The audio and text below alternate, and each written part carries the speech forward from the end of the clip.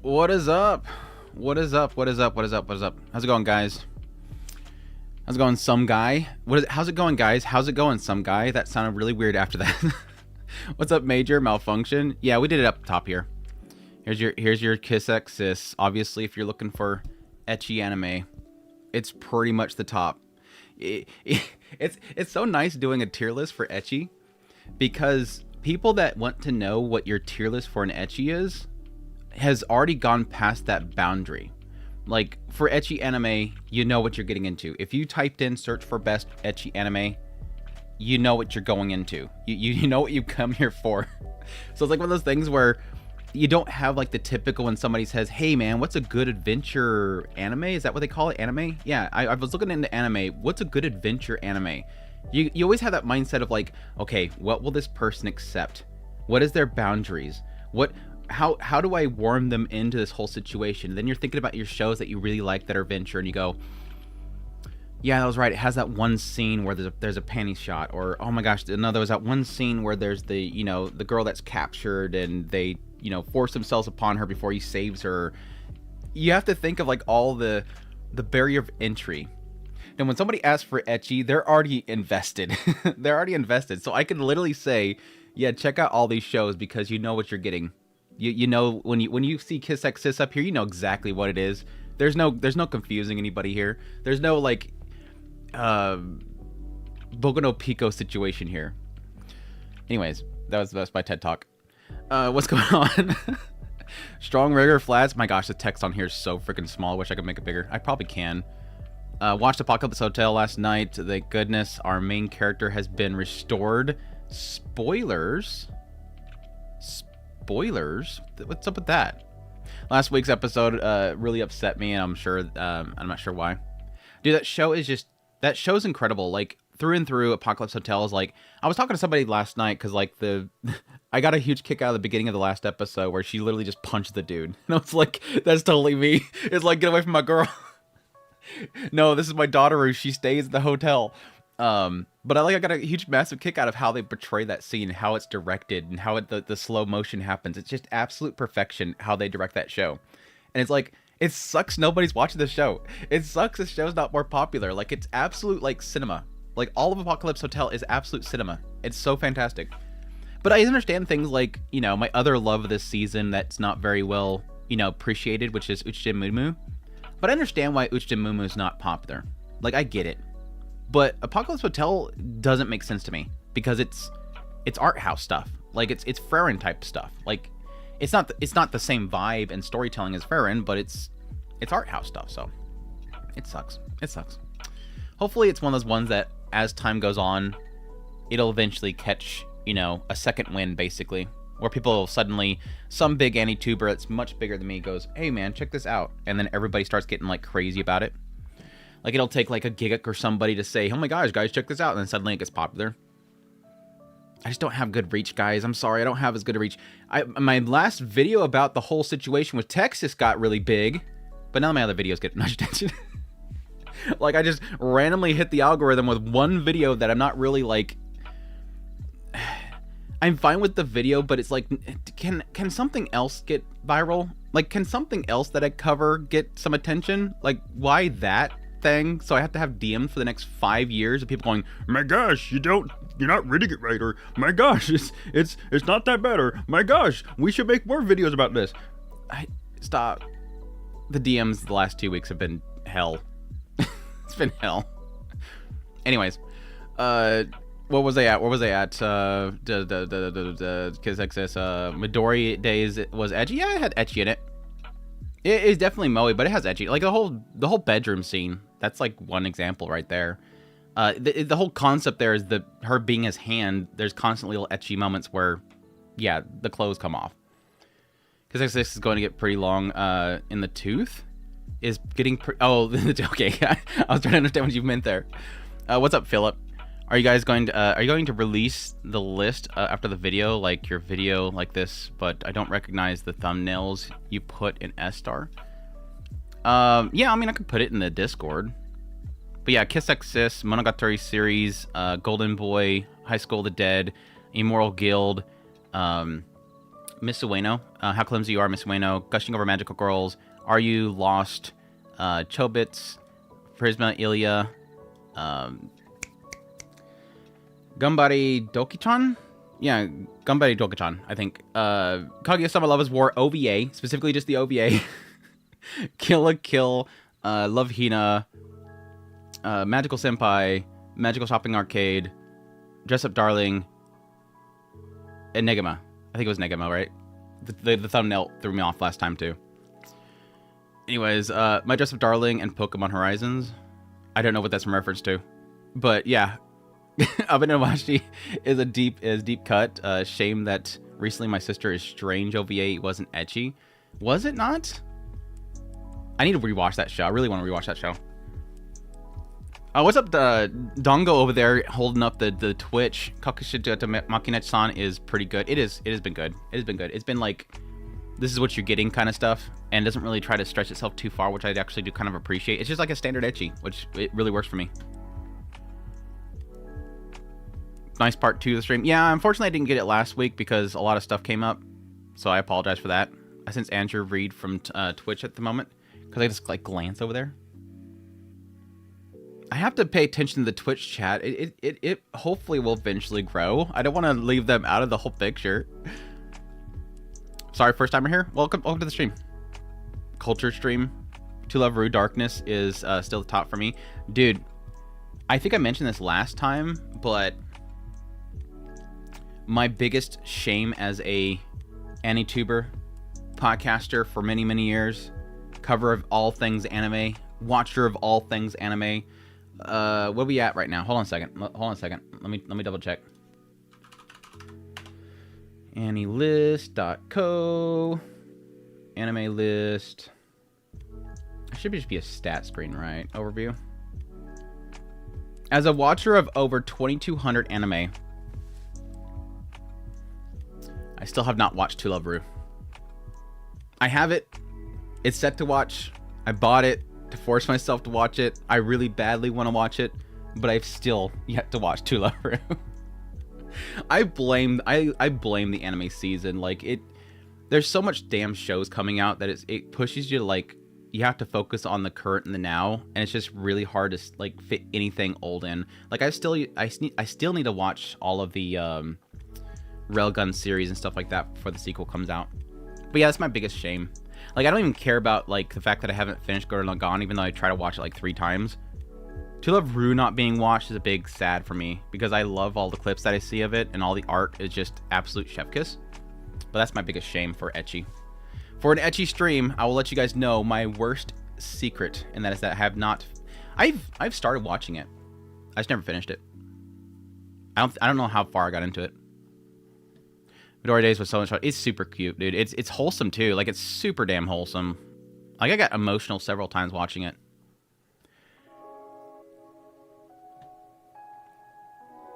We had To Love Ru watch along from the beginning of the year. Watched it from the beginnings. Oh yeah, I think I remember that. Yeah.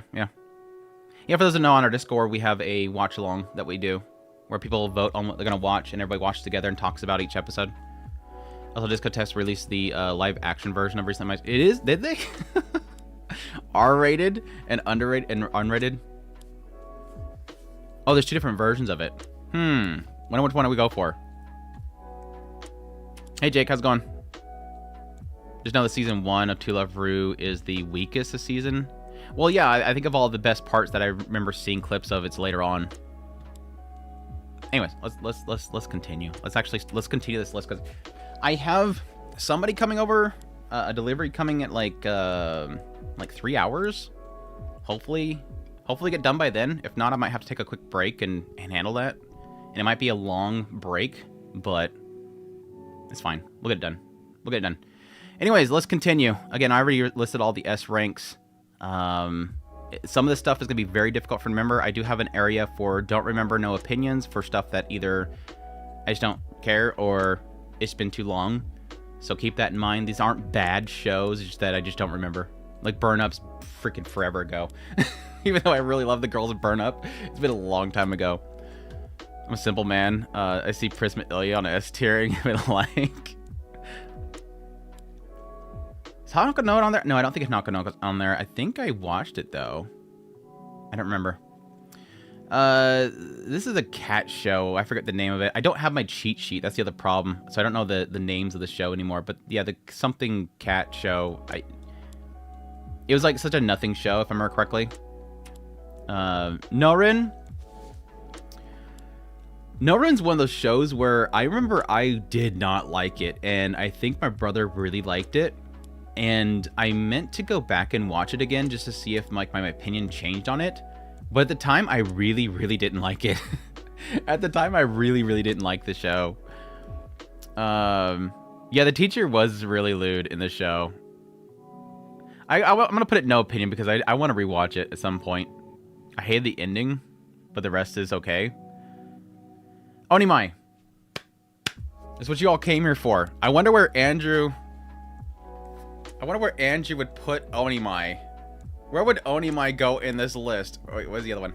What would Onimai go in the list? Yes, people that know Andrew know that Andrew likes his Onimai. I was about to say Norin. People that know Andrew loves his Onimai. I'm so mad. I mean this in the funniest way possible and pure of heart here. If you guys don't know who Psychultrist is, he's a really fantastic guy. Love the guy to death. He's incredible at what he does, which is psychological analysis of anime. Find him on Twitch. Psychologist. Is it S at the end of it? I forget. TV / Psychultrist. Yeah, it's an S at the end there. Here, I'm gonna put it in the chat.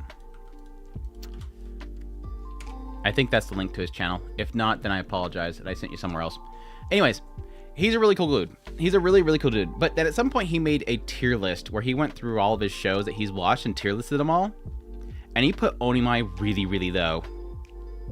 So, again, this is jokes here, but I think we should tell the guy, you're wrong. Actually, I probably shouldn't tell people to do that, because there's going to be like people like 5 years down the road that are going to still bug him and he's getting sick of it or something like that. I still think he's incredibly wrong. Like, I agree with him on a lot of stuff, but the fact that he doesn't like Onimai as much as I do offends me, and I'm still hurt bad on that. But no, he's an incredible dude. Be very respectful of him. He's a cool guy. Very jolly dude. I just figured there was an aspect that why that kind of puzzled me so much is, and this kind of goes in that realm of like where he sort of sees it going. And I do believe there might be a sense here where I need to go watch his actual, if he did a watch through of it, I need to go through and see how he sort of perceived things in there, because I really felt like when I watched Onimai, yes, there's a funny side of it. There is the ecchi side of Onimai. It's there. It's pervy. It doesn't hide from the perviness. But why I loved Onimai so much and why it's a 10 out of 10 show for me is because I felt like Onimai did so much more. Like, it wasn't just the lewdness for the sake of lewdness, even though they did ramp up quite a bit with the anime adaptation. I felt like there was a massive amount of wholesomeness and impactful moments in it, in what it was actually doing. Like, a lot of people were offended by the beginning of the show because literally the sister drugs him and turns him into a girl. And I felt, and of course later on in the episode, it does get into the fact that she's got like this program that she's set up for her brother. Her brother is a shut-in NEET that is essentially closed off from society and is a deadbeat. He is the house alarm. And so there is this element of her trying to push him out of his comfort zone and trying to make him social and trying to get him experience things in life. And then there's the element of him experiencing, yes, feminine things as well. That's where I was hoping that Psychultrist would have gotten into. Like, he would have gotten into that element of, again, pulling somebody out of their comfort zone and the desire for somebody to try to help their sibling, even though they might do things that are just seen as, yes, for the sake of the joke, inappropriate, but for the that are outside of the normal means. It's pushing the boundaries, really kind of pushing too hard in some cases. That's the stuff that I really loved about the show, and I was really hoping that he kind of gravitated towards, but maybe he just seen it as a inappropriate show. Maybe he was uncomfortable with the characters themselves. I mean, that's a lot of people that I felt during the show's airing. A lot of people are just uncomfortable with the age of the characters and what they were going through. But I felt a lot of great moments in that show that were super, super wholesome. Like the theater scene. The theater scene. Again, it's one of those elements where it's like, it's uncomfortable truths. I always talk about how Bind is good at adapting uncomfortable truths, with like Mushoku Tensei and with Onimai. Uncomfortable truth in the idea that there is elements of life that are dirty, that sometimes need to be addressed for the sake of either understanding it, or at least, sympathizing with it. Is that that's I'm looking for another word, but sympathizing works. Sympathizing with it, understanding it. Like, yes, that time of the month that women go through and how they deal with it, that kind of stuff. Yes, the fact that as a male you can hold it in much longer, but as a female you can't really. So he has this little accident and somebody comes in there and kind of rescues him from the situation. It's good. It's very good. Empathizing. That's the word I was looking for. Empathizing. What's wrong, Yuki? Did you hear something? Yuki's upset. Probably because I'm getting too animated. Onimai was good, but it wasn't a 10 out of 10. Eh. We'll say 9.9999.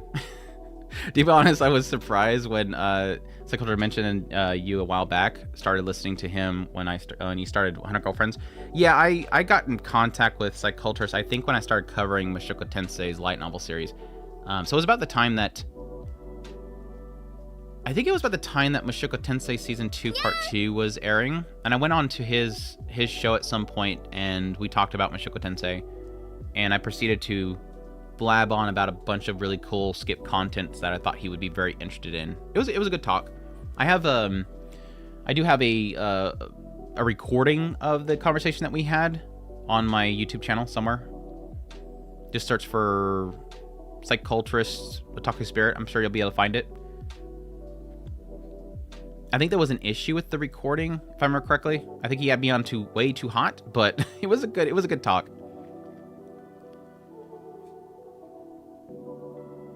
I got more mad. She forced Mahito into internal. It's not eternal. It is not eternal. It is not eternal. Spoiler.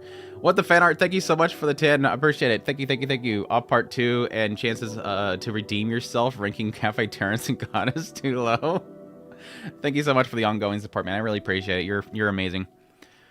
Anyways, yeah, that's Onimai. It's incredible. I love it to death. I have I got the, like I said before, I got the cat Mahito right here. I got the neat shirt Mahito right here. And then I have the 1/4 scale neat shirt Mahito coming in, and I also have a 1/6 that goes along with this one with the Mihari. So I was super happy that Mihari finally got a figure. I'm a big fan of it.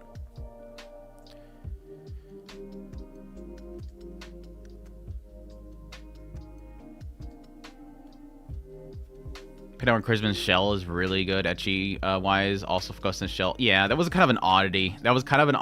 About this one. It was definitely the thing that kind of drew me into it. Yeah, there's like was it like a power button situation? Like I think the power button was like in her pelvis or whatever. It's got some tasty ecchi in that series. But if I remember correctly, the show itself wasn't much adapted. Some people can probably correct me if I'm wrong, but I think the adaptation was kind of botched it a little bit. It was like one of those cases where it just didn't really get enough to kind of get a good, chunky meat bite. Am I misremembering? Like, it was still good. And I wanted more of it. But I just didn't remember that it wasn't really a satisfying season. I think I'll still put it in A. It doesn't deserve to go back down underneath all this other stuff.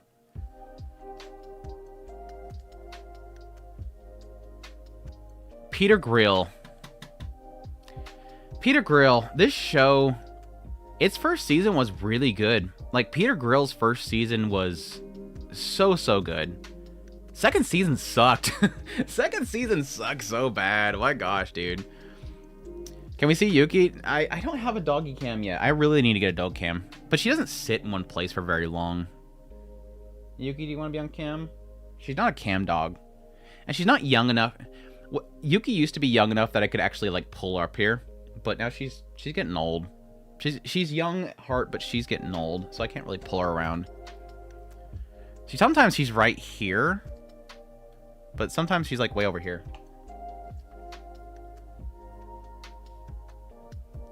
Anyways, Peter Grill. If it was just season 1, I would put it definitely in A tier. Season 2 kind of brings it down to B tier. But I highly suggest season 1. I highly suggest season 1. It's super good. It's all up to you to train her to be a cam dog. Yeah, I wasn't really...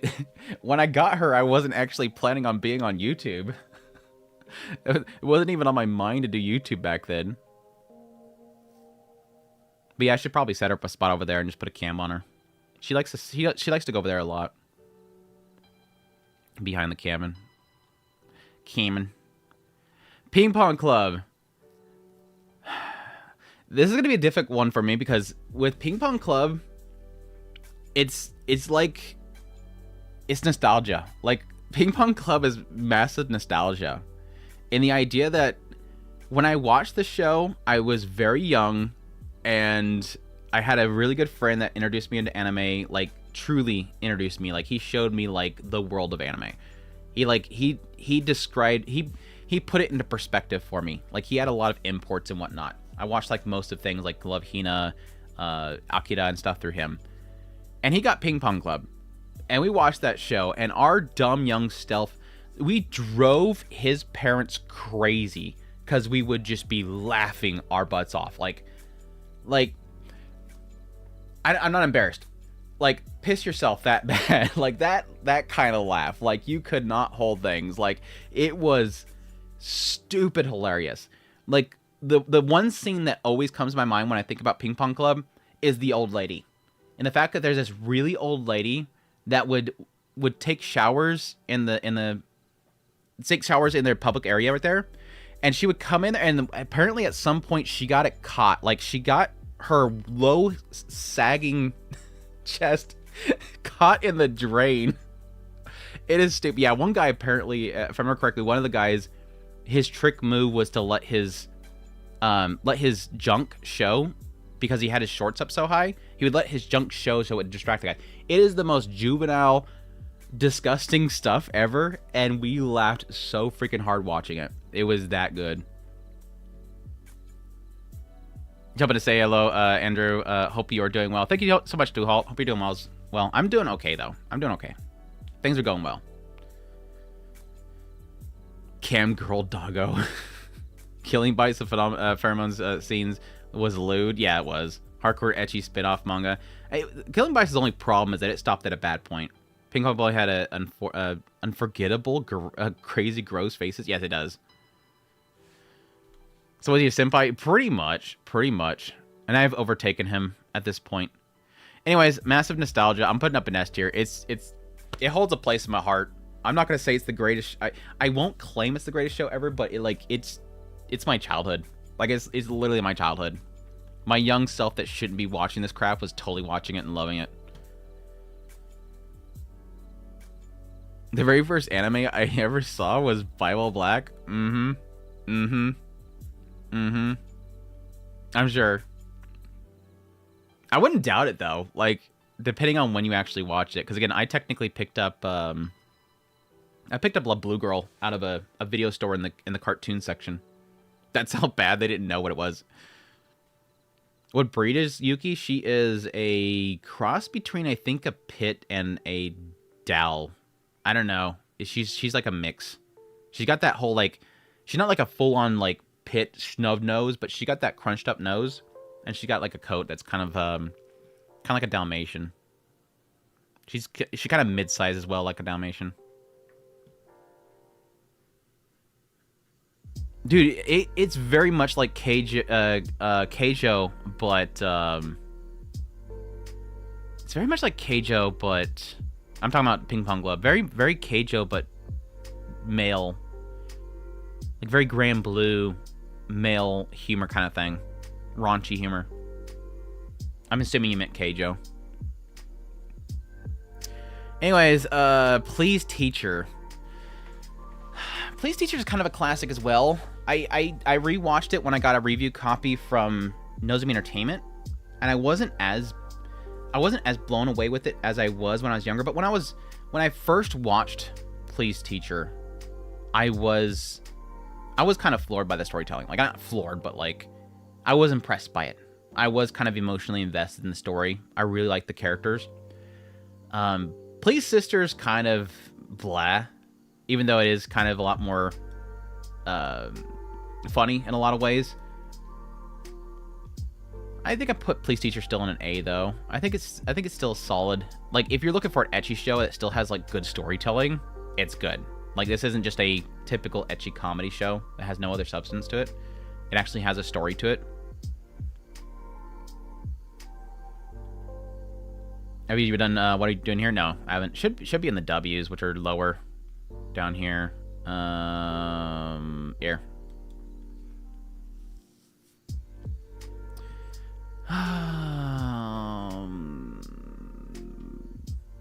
What the hell's the show called? The Plus Size Elf. Plus Size Elf? It's Garbo. So I'm gonna say it's Garbo. Like, it was literally in the same category as Isekai Onsen. It's just a bad adaptation. Like, I'm sure it's much funny. Like, there was some funny parts early on. But the show just visual quality was garbage. Like, they could not hold that show together. There was some funnier parts later on as well, but I think a lot of its issue is its visual quality, its timing on the adaptation, and it could just be that the source material just isn't that funny, but I just didn't laugh much. It does become repetitive, yeah. I agree.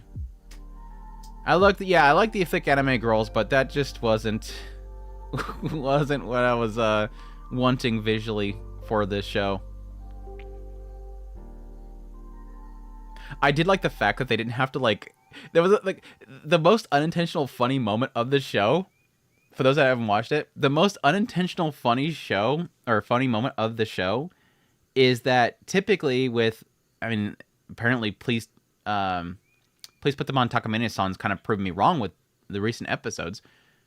Typically with anime, they have to like mosaic the undercarriage like down below, and even if it's uncensored. And plus size elf gets around that by the fact that she has so much fold that you can't see anything anyways. There was this onsen scene and I'm like, wow, they're not even censoring anything. Well, they don't really have to because she got so much fold. It's covered anyways. It was like an unintentional funny moment. Which Yuki did a name after? That was from Wolf Children. Specifically, that was the thing that came to mind, was Wolf Children. It's Snow, but yeah, Yuki from that show. She was pure white when I got her, so it kind of fit the idea of being snow and white. Organic censorship, exactly. It's like the God rays, but, you know, not overdone.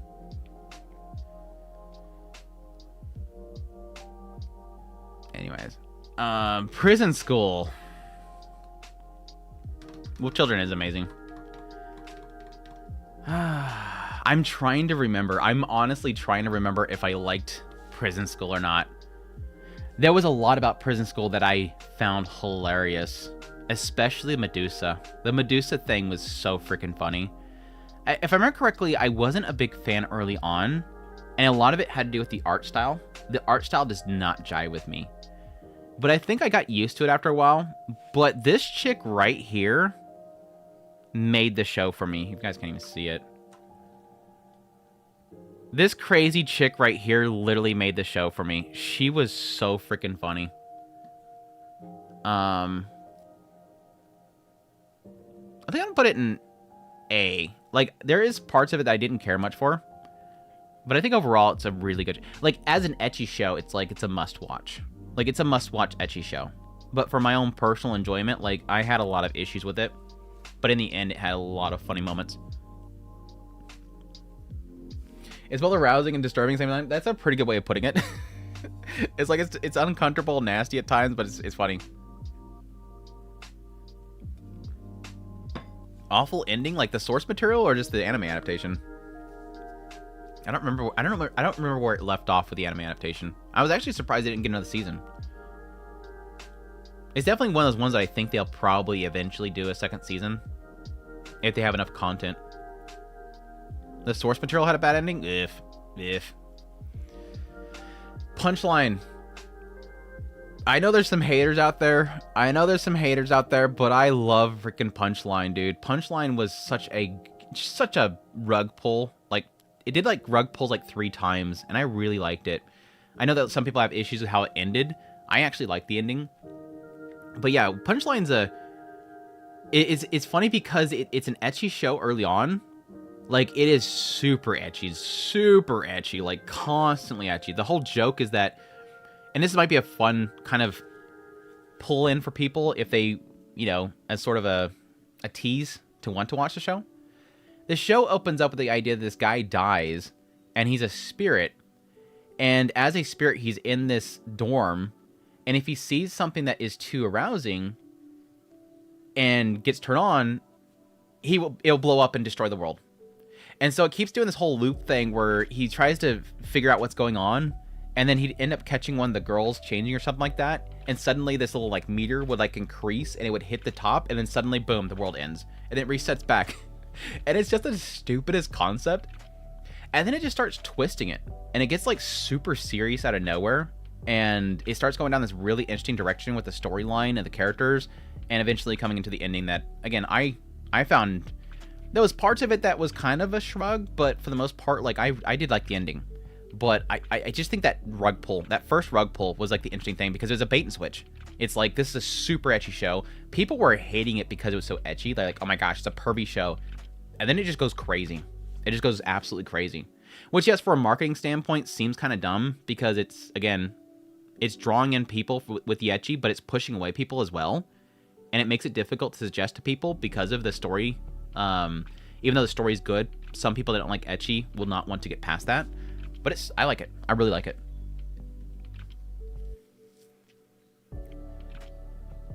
The only show in this entire which I watched was Prison School. Am I not cultured? No. Correction. You've just begun. That's the important thing to remember. You've just begun. And there's so much more to be had. That's the important thing to remember. Join us. Join us. And you have a great list here to start with. Are you the type that is off-put by certain characters or by ecchi in general? Because I'm sure people in the chat, based on your comfort levels, could probably suggest some good shows for you. Become a man of culture. Join us. Join us. You've only just begun. Rail Wars. I don't think I finished Rail Wars. I did like the ecchi in Rail Wars. If I remember correctly, with Rail Wars, I like the ecchi a lot, which, man, I should probably get some clips from that show, because I'm already remembering a lot of clips from that show. It's got some... The girls are hot. Like, I did love the character designs. The girls are freaking hot. But I seem to remember that I didn't like the show, like the concept, even though the ecchi was good. This is one of those ones where I do want to rewatch it, and I'll probably rewatch it and get some clips out of it after I finish To Love Ru, after I finish Railgun, and so much other crap that I gotta do. I love the fact that I have so much stuff that I want to do. I love having things that I have to do and want to do. Not that I have to do, that I want to do, that I need to do. You love Rudy, you don't mind anything? Okay, then you have this whole entire S tier list to get into. I would probably suggest first Golden Boy. Please watch Golden Boy. If you don't get anything from this tier list, go watch Golden Boy. Golden Boy is peak. And then, yes, go watch the Monogatari series. But if you want super, like, raunchy, if you want to get in if you just want to dive straight in the raunchy, Kiss X Sis and Immortal Guild. If you want straight raunchy comedy, Kiss X Sis, Immortal Guild. Anyways. Maybe the ecchi is the friends we made along the way. It's the stuff you pick up along the way. Round 1/2. This includes everything. I've watched the original series like 3 times, and I read a bit of the manga, and then I watched the new one. And although they did cut quite a bit of the ecchi out of the new one, I think it still got it there. It's still there, kind of, even though it's, again, nipless. It's got cross-aged. It cross-aged the nips off. It got cross-aged. It lost them.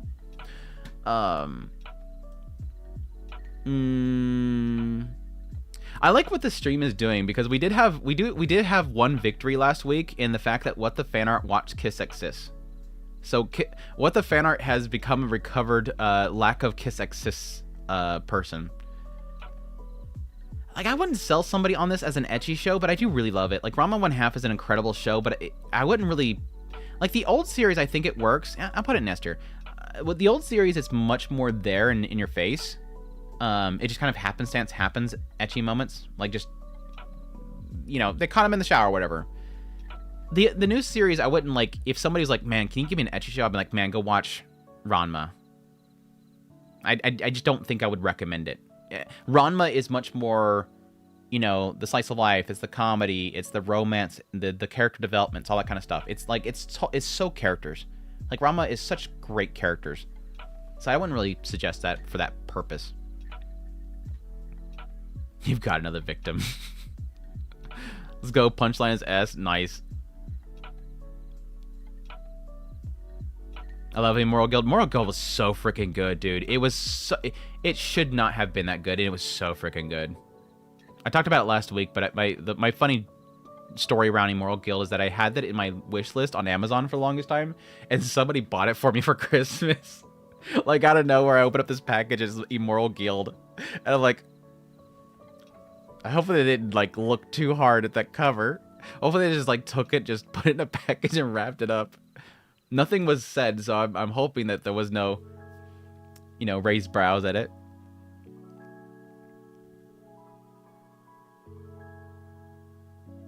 Tried to watch the Ranma, but I couldn't get into it. Didn't like the comedy. Yeah, I think that's where a lot of people probably struggle with, because it's very old school comedy, very slapstick. So, like, for newer fans, they're probably gonna not really be able to stick with it too long. But it builds up. Like, if you're looking for the romance and everything like that, that stuff does start to pick up. I mean, you start to feel it towards the later part of this first season's remake. Immortal Guild could have been how he found you. Nice, nice. Is Golden Boy any good? Yes, it's an incredible show. It's a 10 out of 10. Please go watch it. Welcome to the chat, though. First time chatter. All right, let's see. Rosario X Vampire.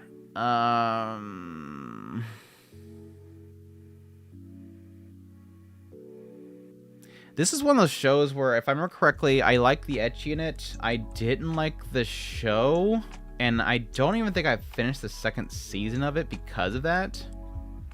But another one that I wanted to go back to, and I heard a lot of people say that the adaptation sucks. Like, I should just read the manga. And I think that's what I came to the conclusion of, is just to wait and read it. But again, the ecchi's alright. The ecchi's good. I'm gonna put it in B. I'm gonna put it in B. Just because I dropped it. I don't want to put it too high. I like Rosario, but the story never answered questions. And again, I think that was probably due to the adaptation. I heard a lot of negative things about the adaptation. Never unsee Rosario's infamous low-quality beach scene. You had one job. You had one job. You had one job. Just got Immortal Guild on Blu-ray. Nice. Like I said, I just got mine as a gift, which is great. Nothing better than getting gifted Immortal Guild. Alright, Harem King. Who's best girl? Let me know if I need to ban you. Even though you just joined. Let me know if I need to ban you. Who's best girl in Immortal Guild?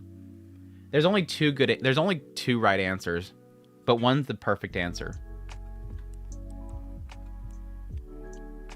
Everybody else in the YouTube chat can answer as well. I'll time you out if you're wrong. I'm just joking.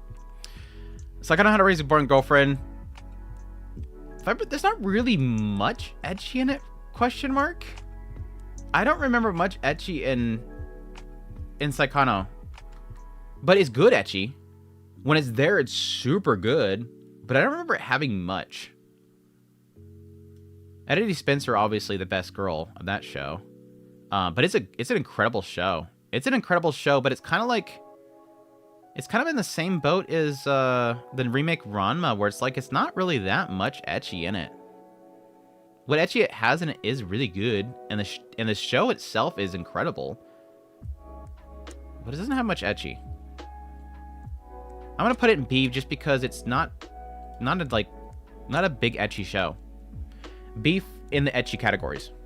So, a few points off for the fact that it's not really that much. I didn't watch much of Seven Mortal Sins. I wasn't really digging it.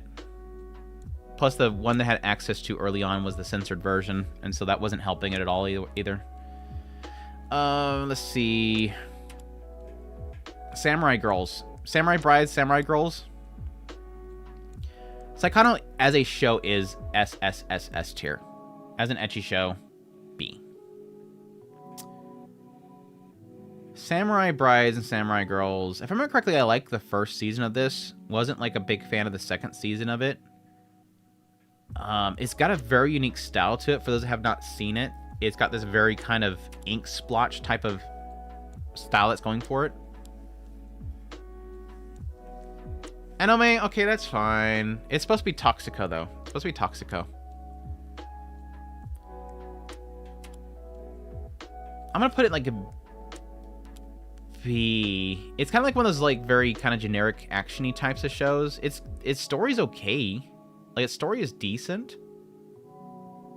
I'm gonna put it in B. I'm gonna put it in B. I would assume that I would hope that the Blu-rays are uncensored. I would hope that it's uncensored. They actually adds to the story. It's like, yeah, but it's not the focus, unfortunately. Unfortunately, I say that with emphasis there. The ecchi is not, unfortunately, not the focus of Saikano.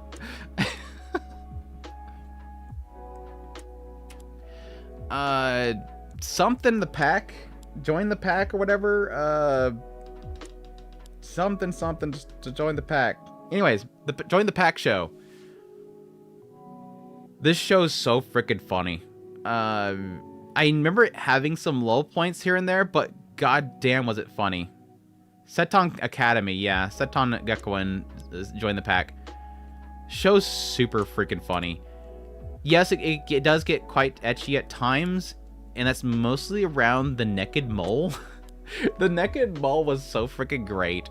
But no, like one of the funniest moments, like early on, because the guy's like a super animal nerd, and he's in this school full of animal girls, and so it like gets into very like explaining how different animals work. And if I remember correctly, one of the it was a zebra girl or something like that. Zebra butt, yeah, it was a zebra girl that was trying to act like she was a refined animal or whatever, and he like exposes her to just like pulling up her tail or something like that.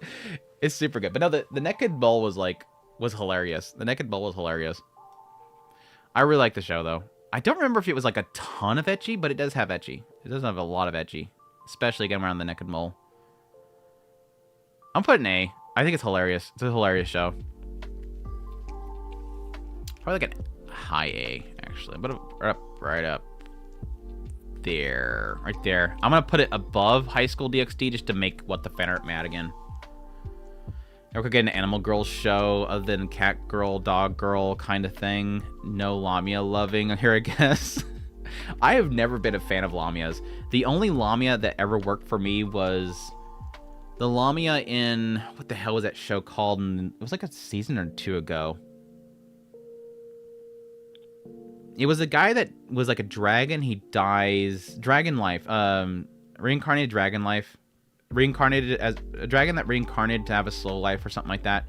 The dragon that get reincarnated and he lives with some Lamia. She was great. I love that Lamia.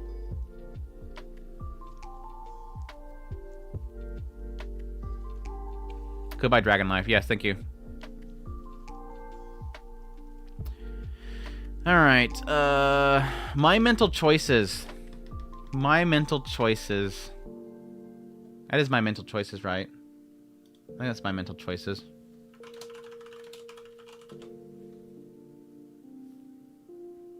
No. Is it? Is it? Shaman sample. That's Shaman sample. Thank you. Shaman sample. I think I did my mental choices already. Yeah, I did my mental choices already. Show some Shaman sample. This is one of this is one of those moments where I realize I've so like become desensitized to things. My funniest story about Shaman sample was that there was the girl down here is like, girl can't take care of herself for nothing. And she had like this really bad habit of taking off her underwear. And I thought it was like the most cutest thing because when I watched the show, all I could remember was like these times where I had to babysit. Like I had this period of time where I was babysitting like on a regular basis to help my mother out. And the kid would do that. Like the kids would do that. And so when I watched the show and this little girl like just randomly would take them off, I immediately thought it was the cutest thing ever because I just had to deal with that with kids.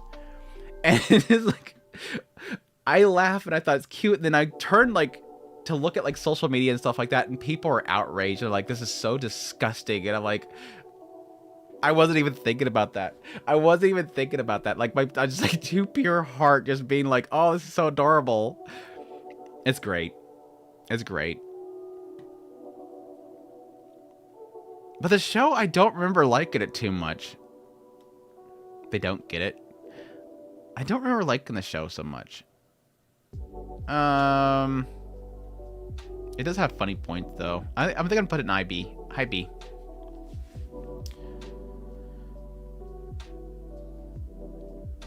Sugimomo is peak S tier and I will die on the hill. Dude, Sugimomo's first season was super good.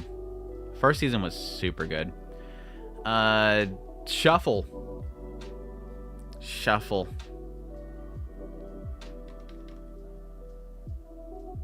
I don't even remember the Ecchi and... I literally do not remember the Ecchi and Shuffle. Was it Ecchi?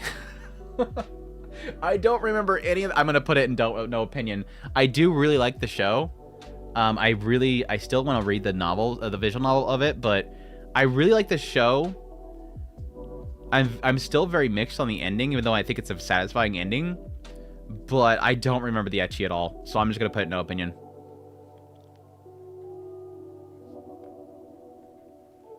I remember a really funny moment with the lolly. Watched Shuffle, but I don't remember what the story... It's basically a romancing visual novel with each character having a different story. Kind of a very sad ending to it with his choice. And a very out of nowhere yandere character. Like, this is like the first... I think this is one of my first experiences with like one of those, like, an actual shock you yandere character. Like, you were not expecting it.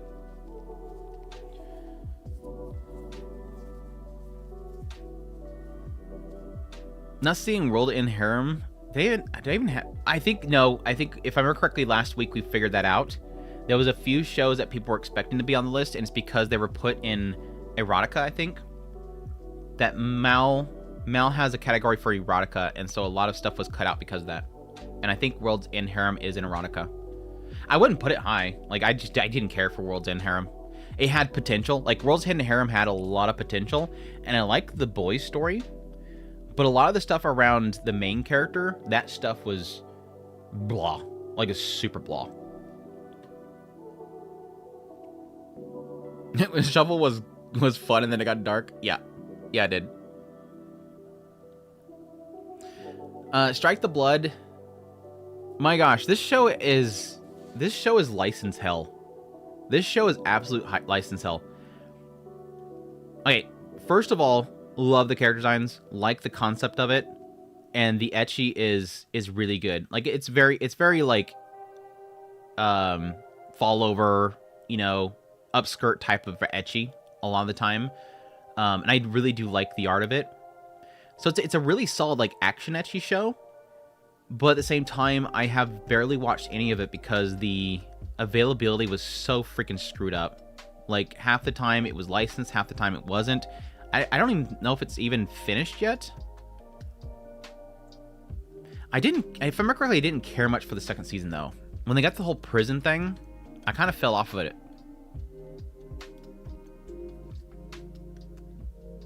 It's Strike the Blood. Strike the Blood.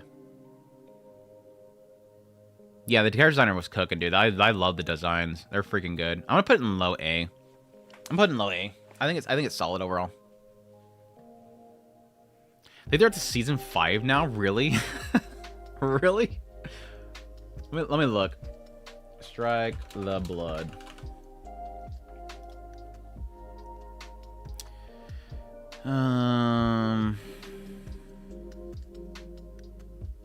So there's season 1 with 24 episodes. That was the one that we definitely got licensed over here.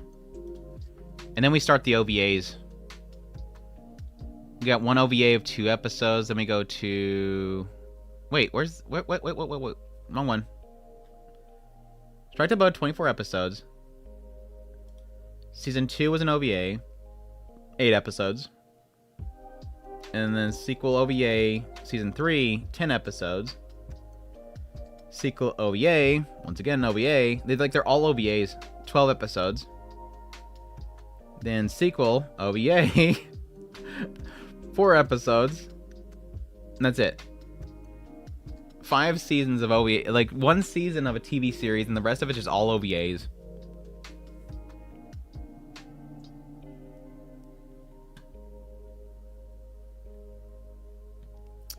Anyways.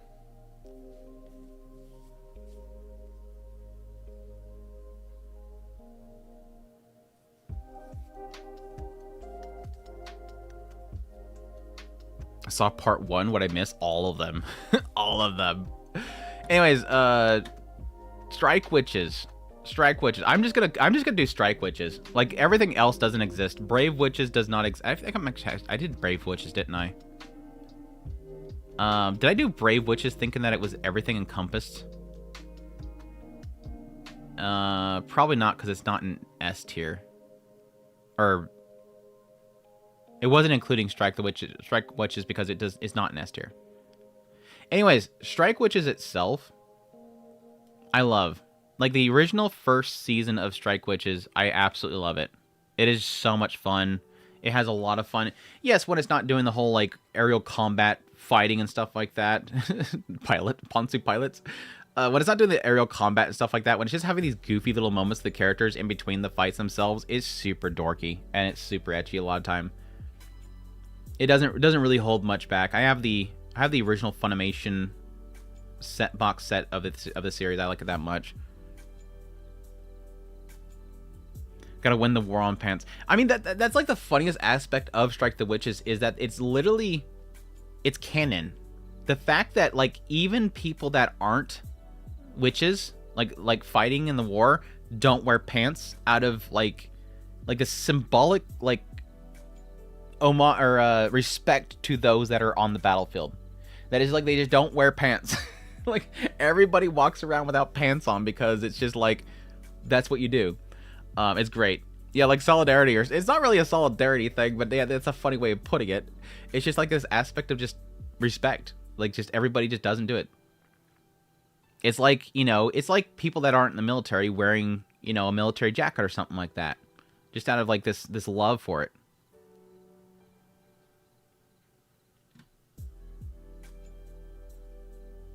Don't know how they... Don't think about it too much, Patrick. Patrick, stop. Patrick, stop. You're thinking about it too much. Stop, Patrick. It's magic. I mean, that's the easy answer for you, though. It's magic. Propellers don't hit each other because magic. They're using magic to begin with in order to fly. The fact that they're able to keep themselves stable and everything, it's magic.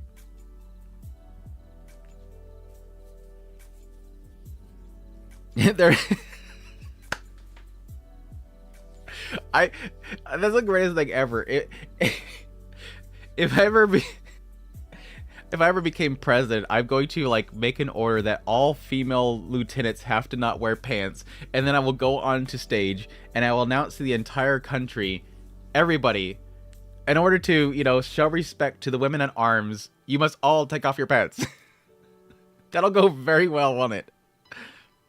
Well, that's the thing. Again, in Strike Witches' world, they're not doing it because they're told to. They're doing it because they want to. Strike Witches. Okay, we're moving on. We're moving on. We're moving on. HX Arrows. Dude, this show could have been so freaking good. It's still good. It's just, like, repetitive. Like, it's one of those ones where the joke gets repetitive.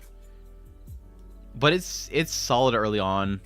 I'd probably still put it, like, in a low B area. Maybe mid C. Let's go mid B. HX Arrows. Heroes HX Heroes, whatever it's called. Heroes with an X in there. It's a good show. I enjoy it. They wear tiny mini skirts. Japanese anime does need a new waves of 1980s and 90s anime, but modern day. While increasing lewd violence. Yeah, they technically are. We're getting a reboost of the old titles because we're getting all the remakes, like Ranma, again, like Yaiba, all that kind of stuff. But yeah, they're not really going back to the old ways of, like, including the lack. It's not so much they're going for it, but it's just they don't care. Like, that mentality of, like, if, like, I always point out, like, when they, if I remember correctly, even in, like, the original OG Gundam 79, like, you would just randomly have the girl just runs out of the room without a top on. Like, again, they just didn't care. Like, kids shows, they just didn't care. It just was, they weren't afraid and appalled by the existence of nudity. They just didn't see it as being wrong. And I think too much of what global culture has sort of kind of pressed on them, and they've kind of accepted it, is they don't want that either. They don't want to just constantly be showing stuff. They don't want to be casually showing things. So there's a difficulty in them kind of bringing older shows to the newer day and getting into a lot of stuff. Stretch, oh my gosh, getting into the old mindset of that. And again, it's not necessarily a bad thing. It's just I don't think they don't care. It's not so much of a, how's the best way to put this? It's not censorship. It's just they don't care to do it, is really the thing. And in some cases, they are limiting themselves by applying random ecchi in a show that's not really focused on that. So I think Gundam is a really good example.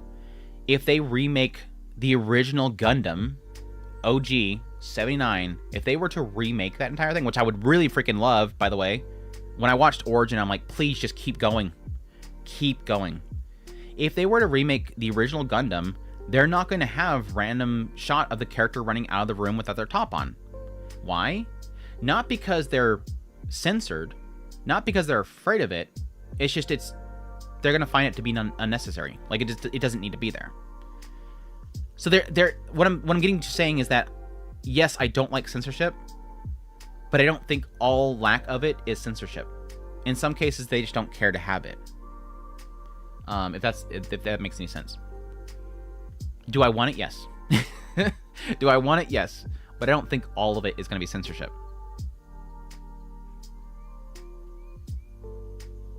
We see Shizuka Nakamita. Yeah, Doraemon. Yeah, again, a lot of those older shows, it was just constantly. They just, again, they didn't really see it as a problem. But I do think Japanese culture has changed a lot. I almost thought that was done, because I was like, I just scroll right past it. Tell Wedding Rings, I didn't care for it. It's got ecchi in it, but I just didn't care for it. I wasn't expecting that I was going to care for it anyway, because I read the manga, and I got bored of the manga. No Sekirei or Sekon? Sekirei, I've watched some of it, but I don't have an opinion on it. The show's asking what? Not the good one either. Not the good one either, was it? It sucks that Tell Wedding Ring's gonna another season. Like, of all the shows, Tell Wedding Ring's get another season. Give Immortal Guild another season. Tawa on Monday, I really like Tawa on Monday. It's very short, to the point, and it's got a lot of cleverness to it. It's very similar to Ganbare Doki-chan. Just some really funny little moments of the characters. Having button breaking contests between sisters, seeing who can bust out enough to break the button quickest. It's great stuff.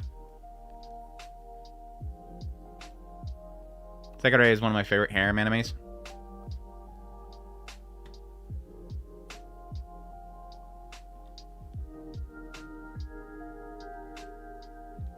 So Sekirei never continued.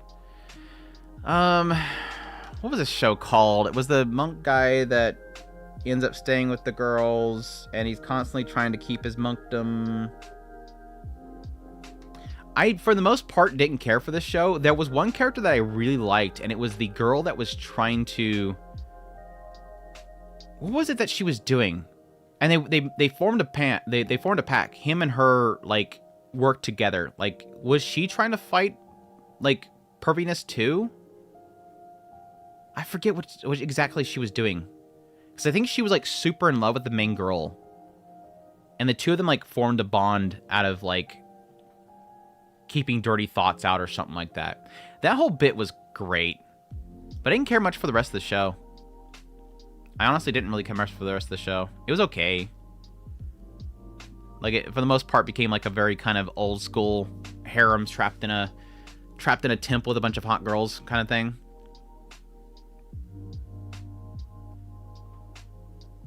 Yeah, Timpuru. Yeah, Timpuru. Simple name, Timpuru.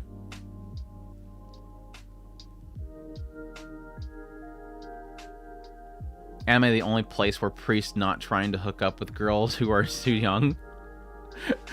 He's like trying to push. Well, I mean, in most cases they aren't. In most every single one of these harem shows, they're not. They're actively trying to get away from them.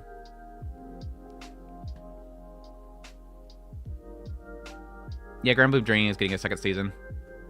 I thought about retrying Grand Blue because I really didn't like I dropped it so freaking fast and everybody loved it. Grand Blue is one of those cases where it's a show that I wanted to like, but I just wasn't. I wasn't getting it. And I think a lot of it has to do with the fact that I didn't do college life. But I don't really necessarily think it's a college life thing. It's more of an aspect of like the type of raunchy humor that it has didn't really work with me. I think it's not really the college life culture. I think it's more the fact that I'm not a bar, hang out with the guys, bar drinking type of culture person. And I think that's sort of what it doesn't really work with me. Like, that's just not that wasn't my crew. Like, me growing up, that wasn't my crew. Like, most of my childhood was around, again, like, anime, nerdom. Then I had this brief moment of, like, I had this period of time where I was on the streets a lot. Street racing and stuff like that I was doing with a lot of friends. But I never did that. Drinking, that kind of culture. I've almost gotten to sometimes kind of been more on the outside of it, but it was never my thing. So Grand Blue just doesn't work for me. That's just not wasn't my crew.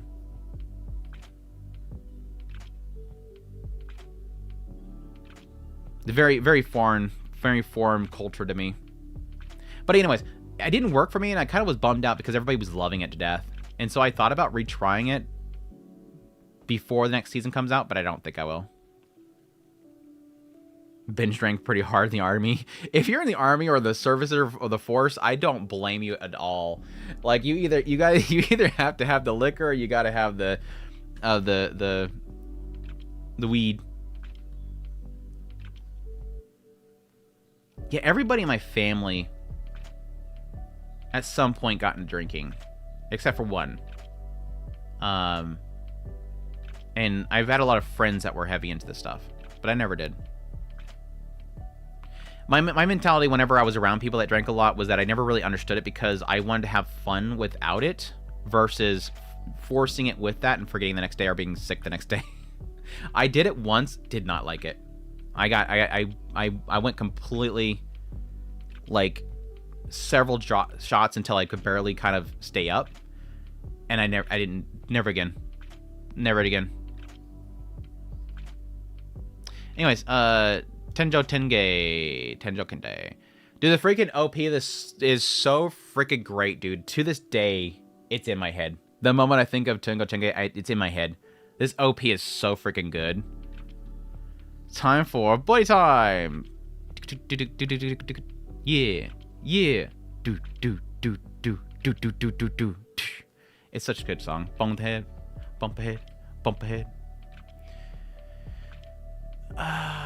The show, if I remember correctly, has a crappy stop point, though. It's got a crappy stop point, if I remember correctly. It needs another season. This is one of those ones where I want to hope that eventually we'll get a remake. I wonder if this may eventually get a remake. I'm going to put it in A, because I seem to remember the ending sucks. The stopping point sucks. I was serious, but I never finished it, even in the manga. Yeah, I'm kind of curious if it has enough or if it could have another season if they decide to do a remake or something. Because again, if they do more, they would probably start over.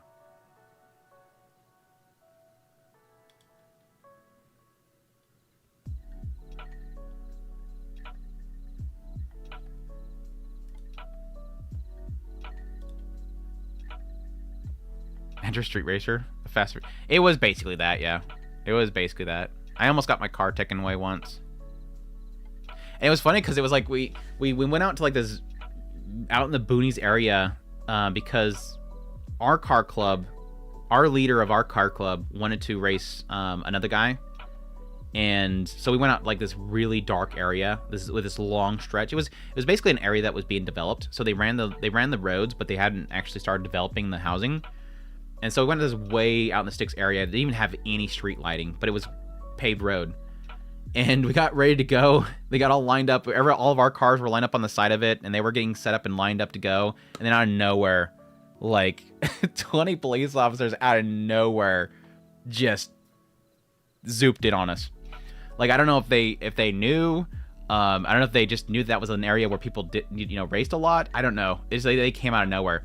But I had the guy who was racing. I had his girlfriend in my car, and his friend was in my car, and they were just yelling at me to go. Like, when the police showed up, I'm like, hell no, I ain't going nowhere.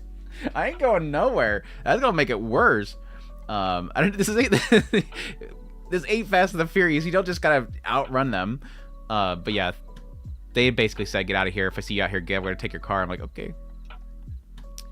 It was crazy, though, because it came out of nowhere. They came out of nowhere. It was literally like the movies. No police, no choppers, though. So I probably could have got away. Dude, my car wasn't that fast. That was the other thing. Like, I just want to turn around and tell the dude, just this ain't my car isn't that great. It's a single overhead cam. My car ain't going nowhere that fast. I got barely like 150 horsepower in that thing.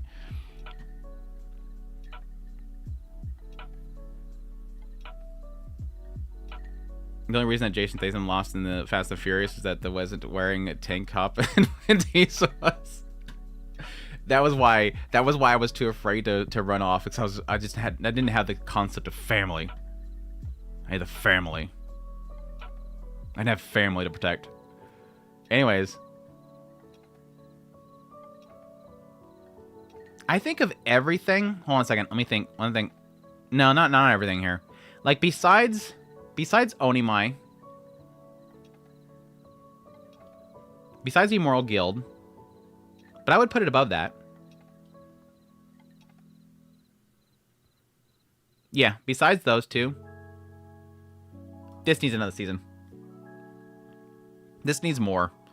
Like, I would love more of this series.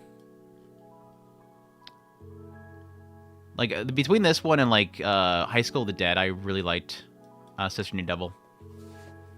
It's such a good show. The Ecchi's, like, super good, too. It's got that whole aspect of, like, he's kind of forced to have to play into it kind of thing, which I do appreciate, rather than it being, like, a guy that wants to get away from it. It's a guy that's like, yeah, I gotta kind of do this. Like, hold on a second. I gotta do my duty.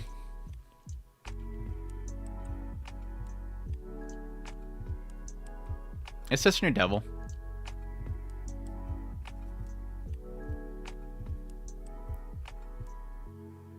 It's a stunt drive? Nice.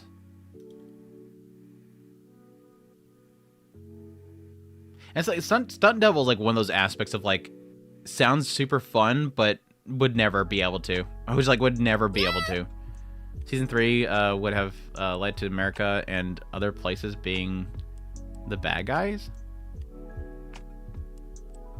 Season 3 or which one? Protecting waifus is more important than protecting family. Thanks for the fan art for the 5. Family. Well, that's the thing. If your waifus are not family, then you're in the wrong place. The waifus must be the family. Oh, Gate Season 3. I gotcha. I mean, that didn't stop them before any other time. When does it ever stop them? Oh, America being the bad guys. That's never stopped them. Shoot. Look at Devil May Cry, the new adaptation of Devil May Cry. They literally made America into the bad guys. Netflix literally has a series where they took a Japanese property and butchered it to make the Americans in the bad guys. You think we can't have a Gate Season 3 because of that? Japan could just say, here, hold my beer, I could do it better. Waifus leave into making family? But the waifus are part of the family too, though.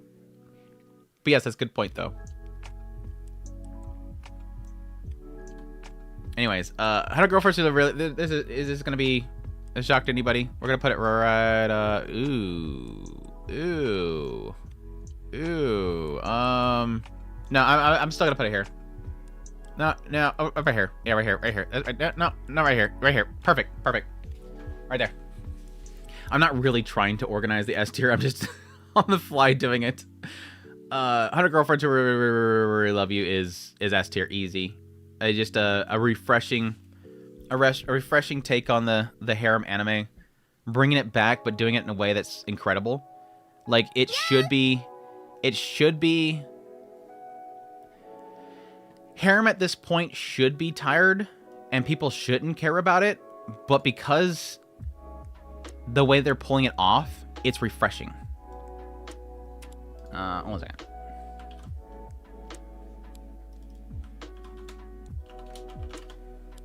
And I like the fact that it never gets old. It never gets old. Nyan. Thundercool, thanks you so much for the 100. I appreciate the support. Keep being awesome and hope we can save Japan from MasterCard and Visa. Dude, it's all Yamada. Yamada is doing some good stuff out there, so I really hope that stuff kind of turns out. If anybody missed my video yesterday, the work that they're doing with the lawmakers are really kind of finally, hopefully going to put some pressure on the credit card companies that are stepping in there. But thanks so much for the support, man. I appreciate it. Hope you're doing well. The American My Hero Academia died 5 minutes after making an appearance. The American My Hero, my American Hero. Oh yeah. It took me a minute to click there. Like, yeah, for once when I had a character that I liked in that freaking show, I finally, like, that season beginning sucked because I'm like, oh wow, I'm actually liking this show again. Like, I haven't liked this show since like season 2, and now I suddenly like this show again. And then they're like, no, stop liking it. I have a crown next to my name. It's like some new system they added like last week. Like, it's based on how much you type. They want to. It's like their version of channel points, I guess. Even though you don't get channel points.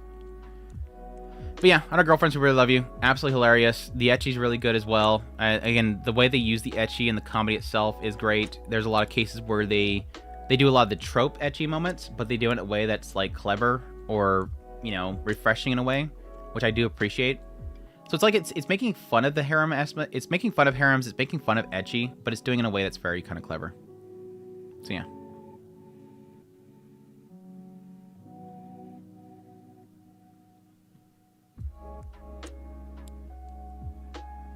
When it comes to harem, it's annoying that most harems say that the main male character must choose one girl, but in my opinion, they should just end up with all the girls. Yeah, they do that for the sake of... But there's two elements to it. The first element is that on one end, in a lot of cases, they don't want the male character to choose because they want to leave the female character to be open. And that helps sell merchandise and whatnot. The other element of it is that, yeah, they want that will they won't they aspect. They want that carrot on the stick that constantly has the person flipping the next page. Which one are they going to choose? Which one are they going to choose? Which one are they going to choose? Like, good example, Rent a Girlfriend. You know, people sitting there freaking just waiting for something to happen in that whole series, even though it's literally gone forever. Literally, Rent a Girlfriend is the case where I feel like it's the most publicly known Stockholm Syndrome, where everybody on a regular basis say, nothing happened again, and they keep reading it because they're waiting for something to happen. There's your example. People love to be, you know, drug out, and that carrot on the stick will constantly be there.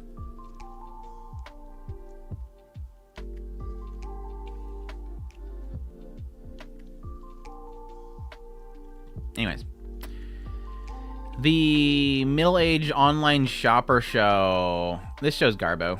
This show's pretty damn garbo. Is it trash tier? Is it trash tier? Rent a Girlfriend's ending.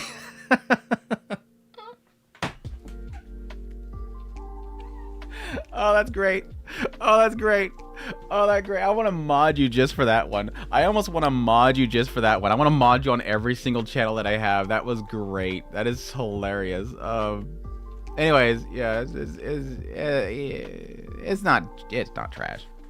It's not trash. Oh, that was good. That was good. I enjoy the online shopper. I did need to continue the campfire cooking anime. Campfire cooking anime was good. It was good. It was good.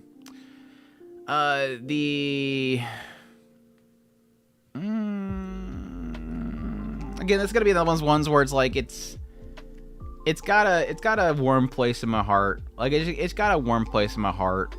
It's got to go up here. Or to go for an ecchi isn't good enough to distract from how garbage the stories are done. Exactly. That's pretty much his biggest problem. But now, the Familiar Zero is, again, another one that's kind of it's a soft spot in my heart. Like an old classic show that I absolutely loved. One of the early kind of Rikujima series that I absolutely adored. Kind of had me way before a lot of this kind of tropes that were in this series kind of started to hit too much. Very early case of one of my first beloved isekai anime. Yeah, it's great. I love it. The dungeon only I can enter, I think. The dungeon only I can enter.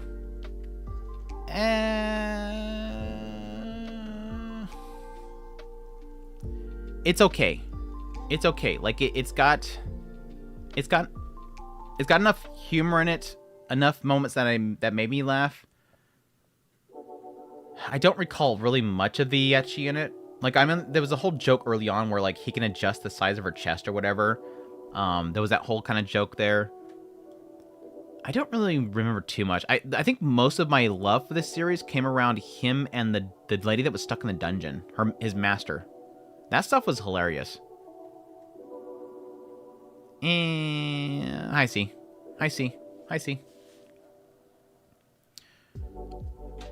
Lisa and Saito are annoying. Boo. Zero just brings feelings of sadness at this point. Familiar Zero is I did enjoy, which if modern day Twitter watched it would be Fragile Ego. I didn't like Familiar Zero because she treats him so bad. Yeah, she was a nasty tsundere. She was legit the pinnacle of tsundere. Like, I think Toradora kind of helped curve that a bit, but yeah, it was the Toradora days of tsunderes. Very violent tsunderes. I think they've kind of moved away from that because we rarely get like that type of tsundere anymore. I think anime in general storytelling has kind of steered away from violent tsunderes.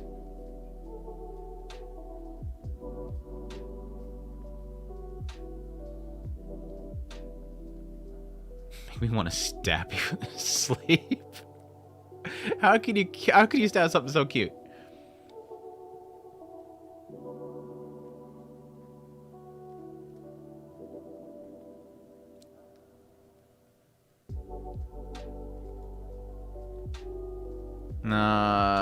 The hero is dead.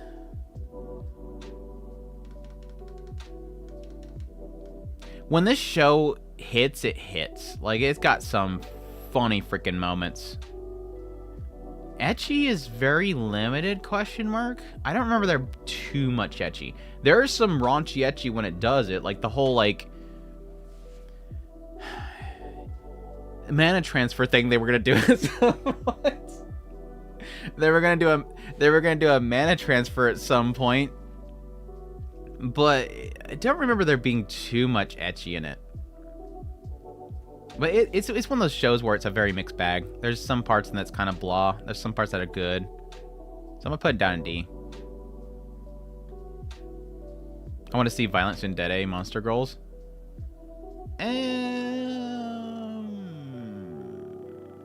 I'm sure they're out there. That one's an interesting one. I'm sure they're out there. I don't recall if there was one in Monster Musume.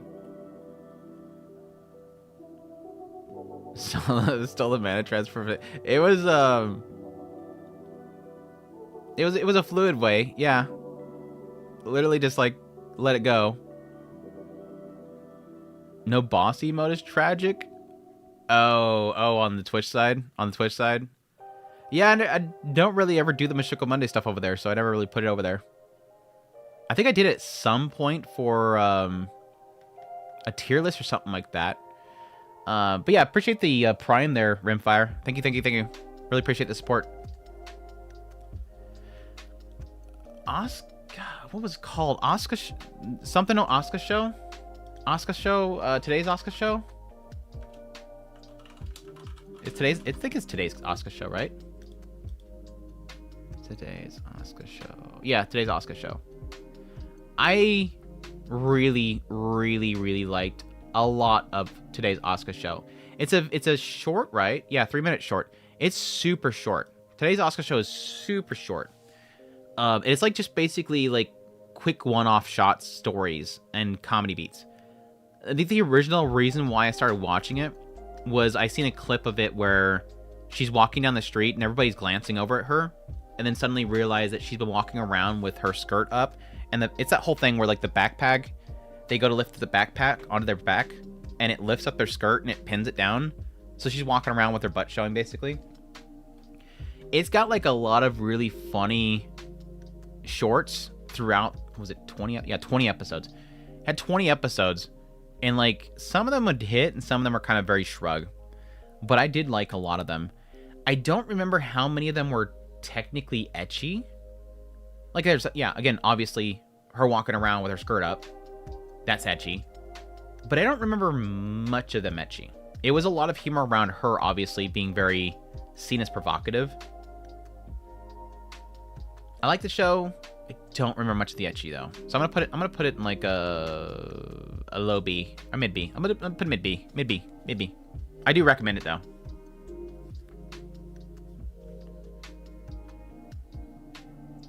Dude, you guys are still mad about Familiar. You guys are still mad about Familiar Zero, dude. Okay. You guys are so mad about. I'm gonna put it in like the highest S tier. No. What bad about Familiar Zero is that there's no harem ending for Saito. Spoilers. Saki from Girlfriend is the latest one. Oh, that's true. Yeah, true. But she's not a monster. You're probably not talking about that though.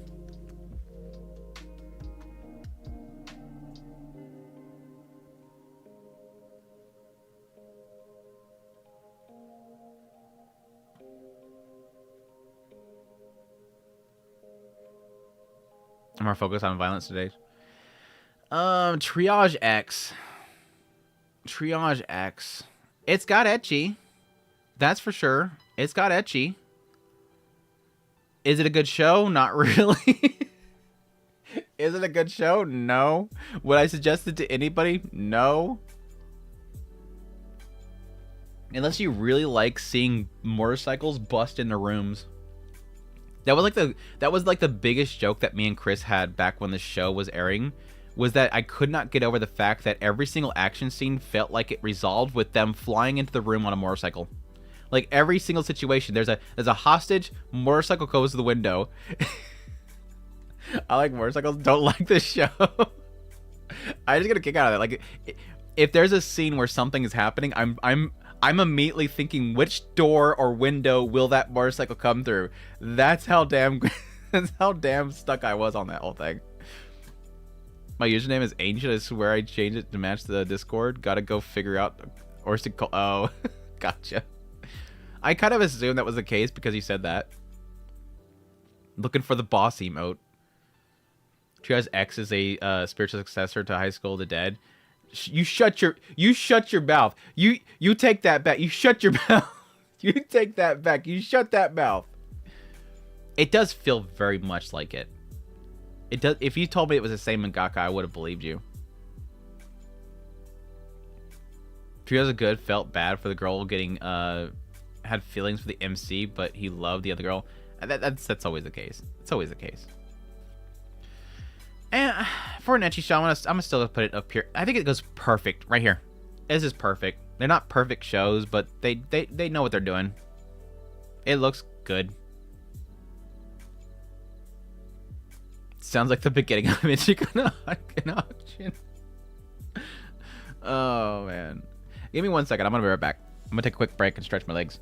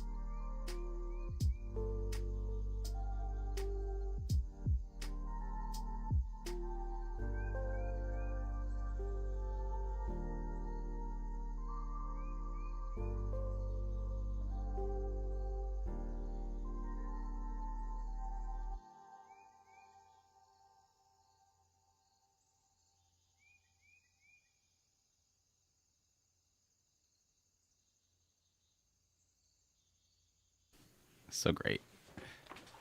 I'm back. I'm back. I'm back. I had to show this off. Because Earthly got it for me.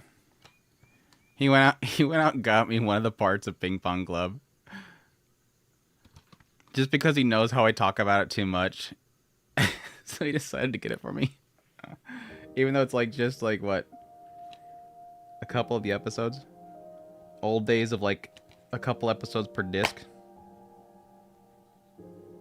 Is this the whole thing? Question mark?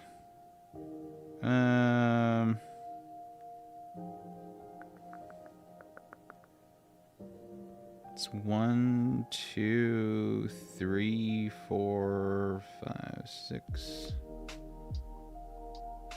7? Is it 7 episodes? I don't know, it doesn't say like episode count or anything. How bizarre. It doesn't even say like what it is. How many episodes was Pong Club?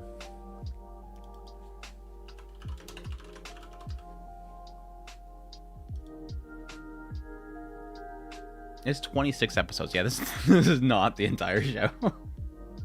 It doesn't say what part it is. That's the weird thing. Anyways, that's weird.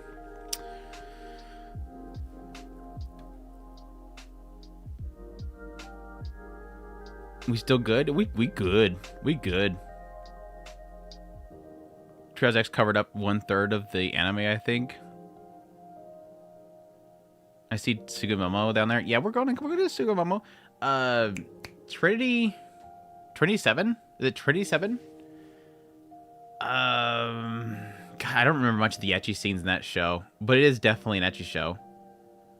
I would probably... I did like Triage... Damn, I got Triage X in my freaking head. I did like a lot of Trinity 7. I think it was a definitely a solid series. I want to say that I didn't like the recent one, which I think it was a movie, right? Or was an OVA. I thought it was solid, though. I liked the girls in the show. I think I didn't like the recent season because it did the whole, like, My First Baby scenario. They always gotta do the My First Baby story. Random girl appears out of nowhere and is the child of the family. Because they don't want to, like, have one of the girls actually have a baby. Unless it's, like, a future baby. They bring a future baby back to the past. It's on the screen? Well, too bad. You're not going to watch anything anymore. For the rest of the stream, you're going to see my face and my reaction. Sorry. You can watch. You can watch. Fine, then. I'm going to put it in A. I'm going to put it, like, middle A. High A. Middle A. Middle A. Middle A is good. The main character was refreshing. That was definitely one thing about Triage. Damn it. It's still in my freaking head. That was one of the good things about Trinity 7, was that the main character was not an idiot like you typically get. Was a very untypical MC. I usually like Triage X, but I never watched it. I don't know if you're making fun of me or just talking in general. Shut up. Stop bringing up Triage X. I'm sick of saying Triage X. We're not talking about Triage X no more. Shut up. Where's the Ilias series? It's an S tier. It's definitely not Prisma Triage. It's definitely not Triage. Ilia Triage. Anyways. Sugimomo. I thought the first season of Sugimomo was super good. Super good. The second season I wasn't as impressed with. If I remember correctly, the visual quality went down a little bit. I wasn't like a huge fan of the story they had, but the first season was super good. I still think it's like I think it's like an A, a high A. I'll put it at the top of the A. Sugimomo was really good. I like it. Shut up, Jake. Shut up, Jake. Shut up, Jake. Don't make me time you out, Jake.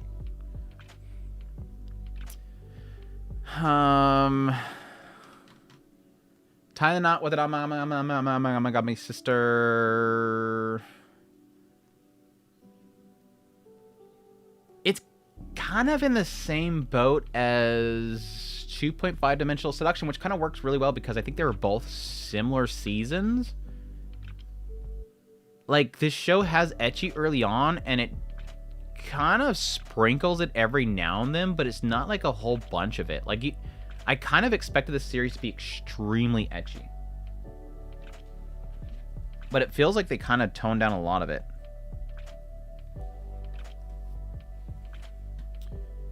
I still think it's a good show, though. I still think it's a good show. I'm gonna put it in a high B.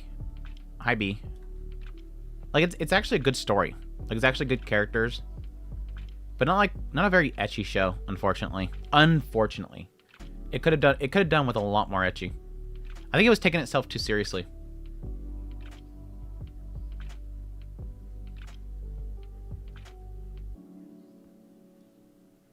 Glad I get to watch this one, catch this one live. Well, welcome to the stream. I'm any staying in harem anime. It's also the same harem trope as always, though. Well, the whole Shrine Maiden thing, yeah. Was Freezing on the list? I don't remember much of Freezing, so no, I don't think it's on the list. I don't recall it being on the list.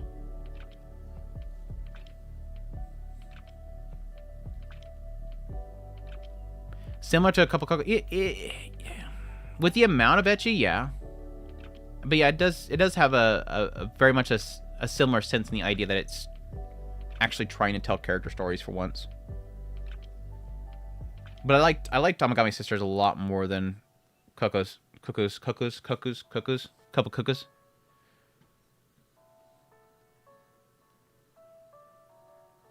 Freezing felt for it. Freezing's very Ikitosen. It's very Ikitosen.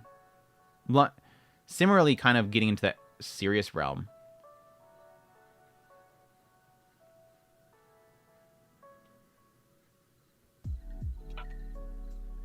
Think you figured it out? Well, apparently because you fixed it.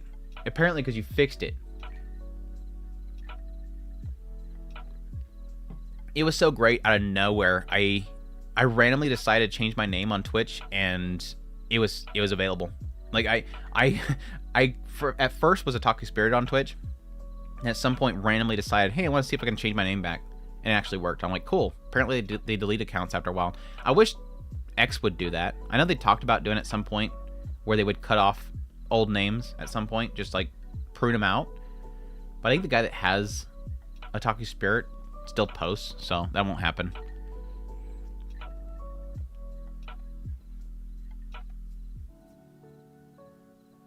Does Tenchi Muyo count? Was Tenchi Muyo not in here? I don't know why Tenchi Muyo wasn't in here. Apparently it wasn't listed as an ecchi. Tenchi Muyo would probably go in S tier for me, just out of like pure love for the old franchise that I had. The Ulysses John d'Arc or something like that. I don't remember. I didn't really care much for a lot of the show. There was a lot of potential in it, but I didn't care much for it. I think it was a lot to do with the quality of the production. It was kind of rough.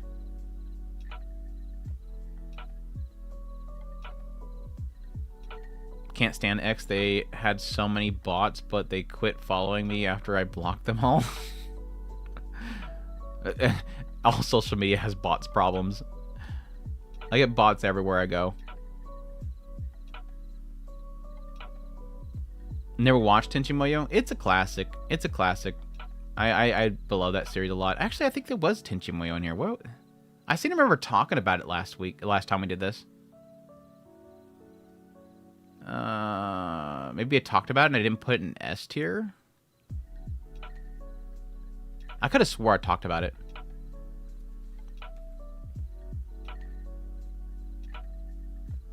Where do you rank Samurai Girls, Samurai Brides? It's, I think, in B, question mark? Yeah, B. Not on social media other than barely on Twitter. Yeah, I just found the most success on X, Twitter, on getting engagement.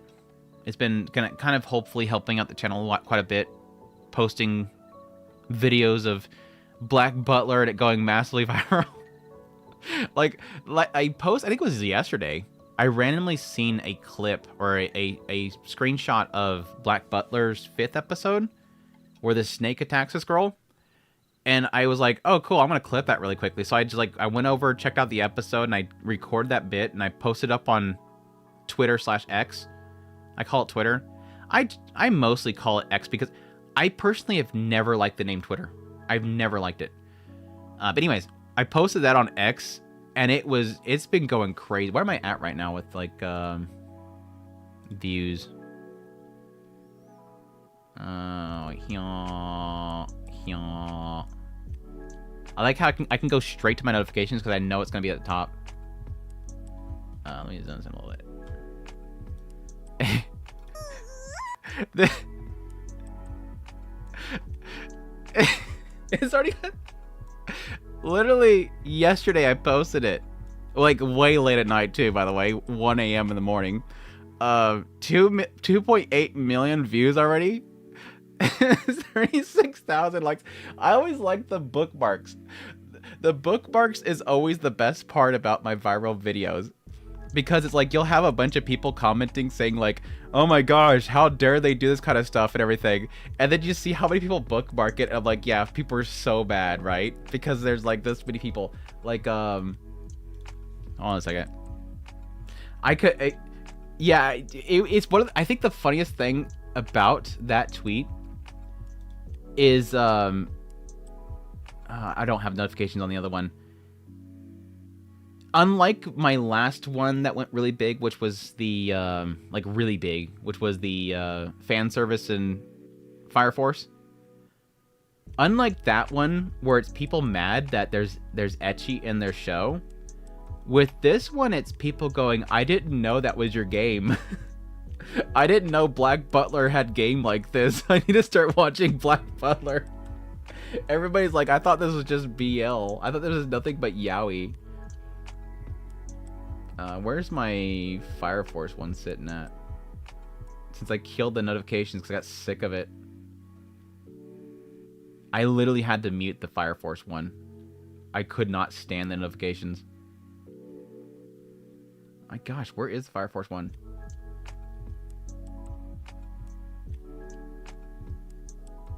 There's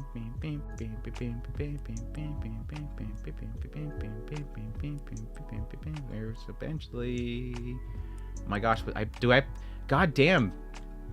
Otaku Spirit, don't post so damn much. God, you spammer. Could you like post like 15 times a day? Are you like a bot?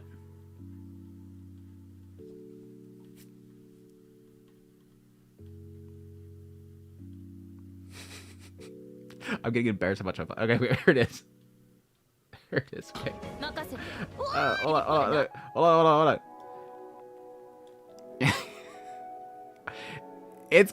I think it might actually reach it. I think it might actually catch up to this one. Because this one's pretty much dying. This post is getting to the point where it's dying. And this already has 36k likes. This only had 53,000. How many bookmarks does it have? Hold on, this is still playing. 21k? It's already close to the same amount of bookmarks. This post might actually overcome it. Wow. Wow. That's crazy. I didn't know the Black Butler fans were this big on it. But again, I think there's like a mixture. On this post, there is just the outrage and the lol moments. Like half of the people are like, "Oh my gosh, they literally cooked on her butt," and then there's this other half that's going, "My gosh, how dare this be in my anime? Get this crap out. This is why I don't watch this." With this one, it's the initial people going, "Heyo, this is happening." And then you have like the crowd that are like either Black Butler fans or they're fans that they're people that know Black Butler fans that are going, wait, this is the show you watch? I thought you just had BL in your show. I didn't know that you had this in your show. What's going on? That part's great. Just the pulling the stick up. Yank. Yank. Anyways, sorry. It's a parody account. My account's a parody account. What designates you being labeled a parody account that you have to declare yourself a parody? Because I know there's parody accounts for like, you know, known people and companies. But I've seen people that aren't necessarily being a parody of somebody and they're labeled as a parody account. So is there something that you can be slapped with at some point? Dude, the best ideas come at you at 1 a.m. The best ideas come at you at 1 a.m. The Fujoshis go hard, yes. Police teacher is the best example of a student ex-teacher romance. It was the most, like, interesting, that's for sure. One of the most interesting, that's for sure. No answer, so I'm gonna assume it's from Black Butler. Yeah, it is from the current season of Black Butler. It is from the current season, episode 5. I don't think it's season 2. It's some subtitle.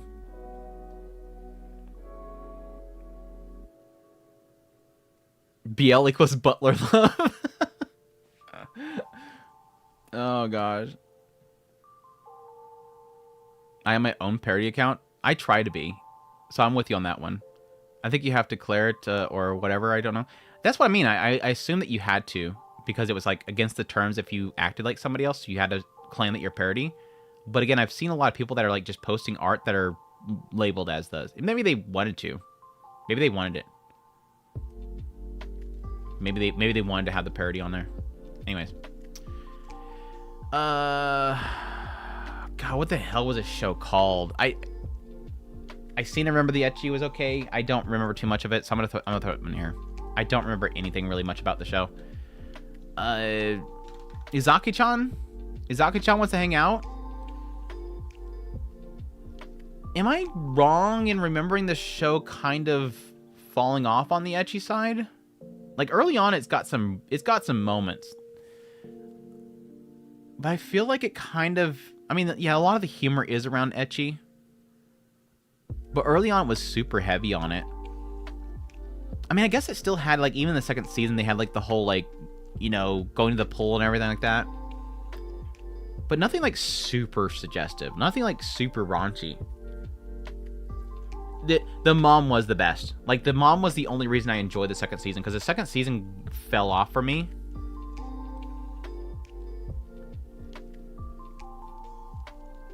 The one generation to stop complaining about taste meme.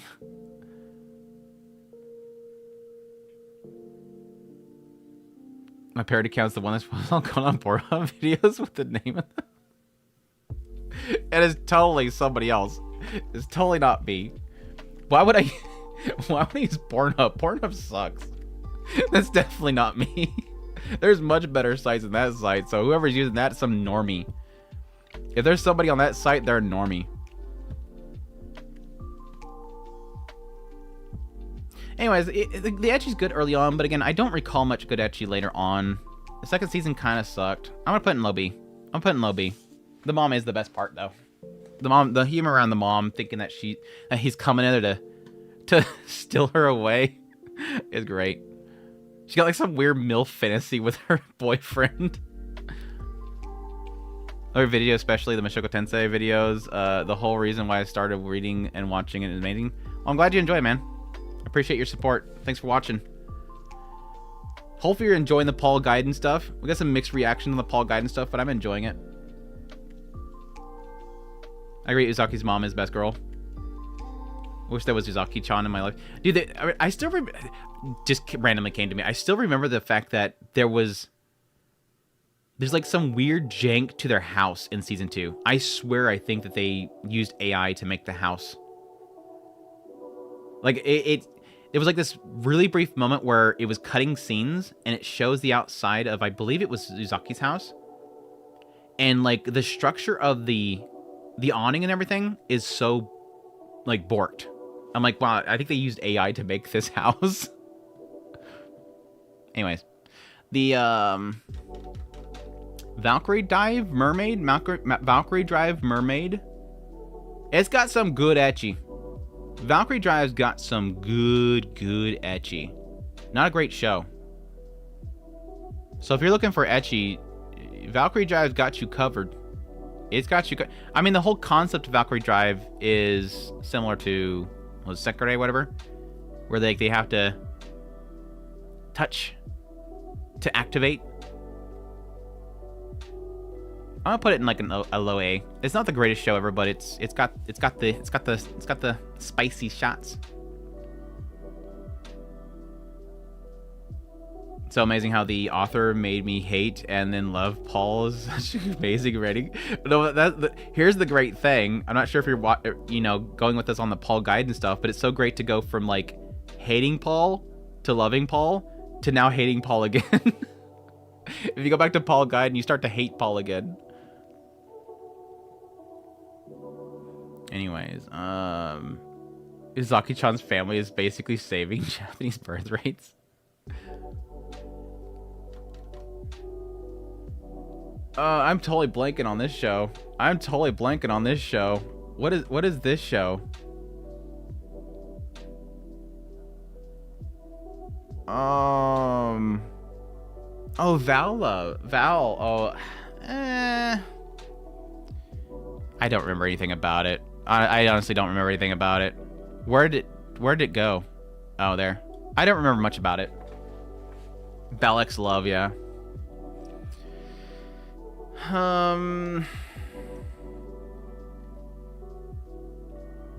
This show was actually surprisingly good. This show is I'm blanking on the name of it. I just had it too. I literally just had it. And it slipped from me.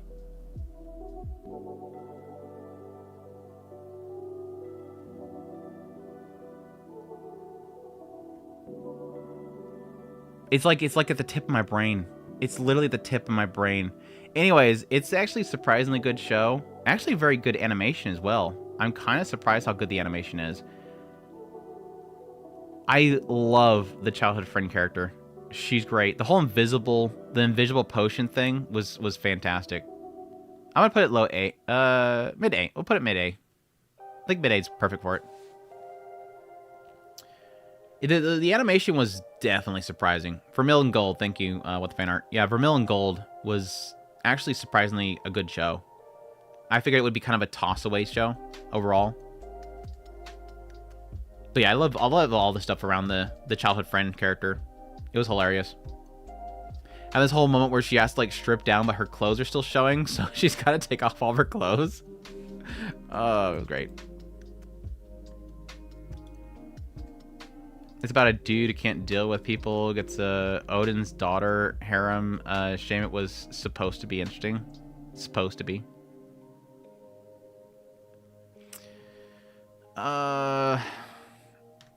Vivid Red?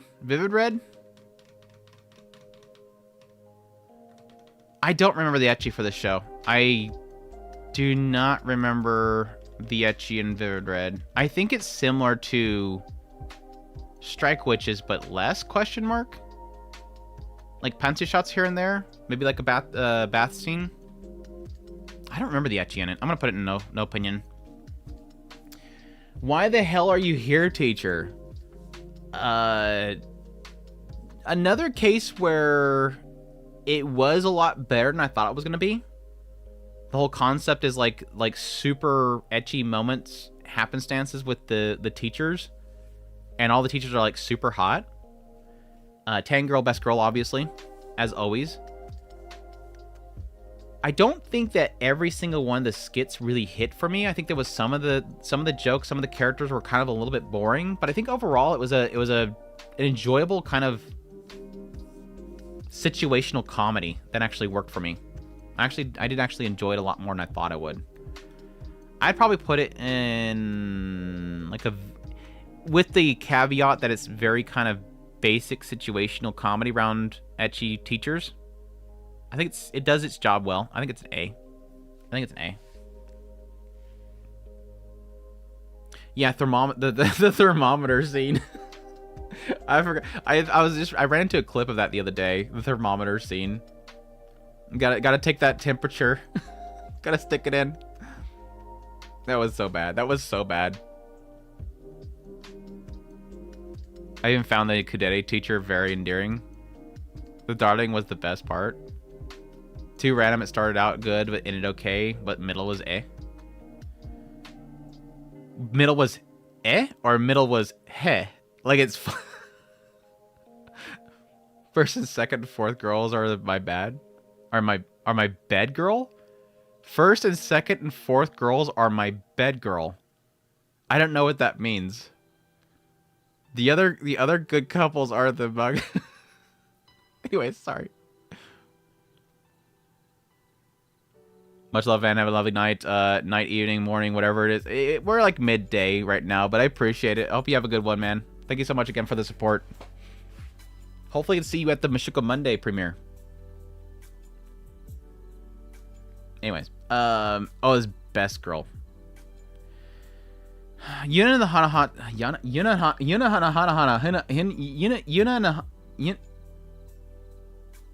Yuna and the Haunted Hot Springs. My brain broke for a minute there. It was like it went from a joke into like literally my brain breaking.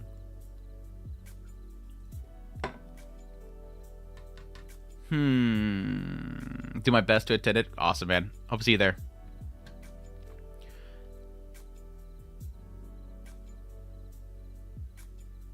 I think it was an enjoyable show. It does have some good ecchi in it. I especially like the childhood friend. Really, really like the childhood friend. I think it's a solid A. I think it's a solid A. The ecchi's good. The ecchi's got some good. Not like an insane story. Not always extremely funny, but I think it's a really, really solid harem ecchi show. Like it's got the spice when it needs to have the spice. I think it's solid A. Another one that needs another season. Yurikuma Arashi. Yuri Bears. Yuri Bears.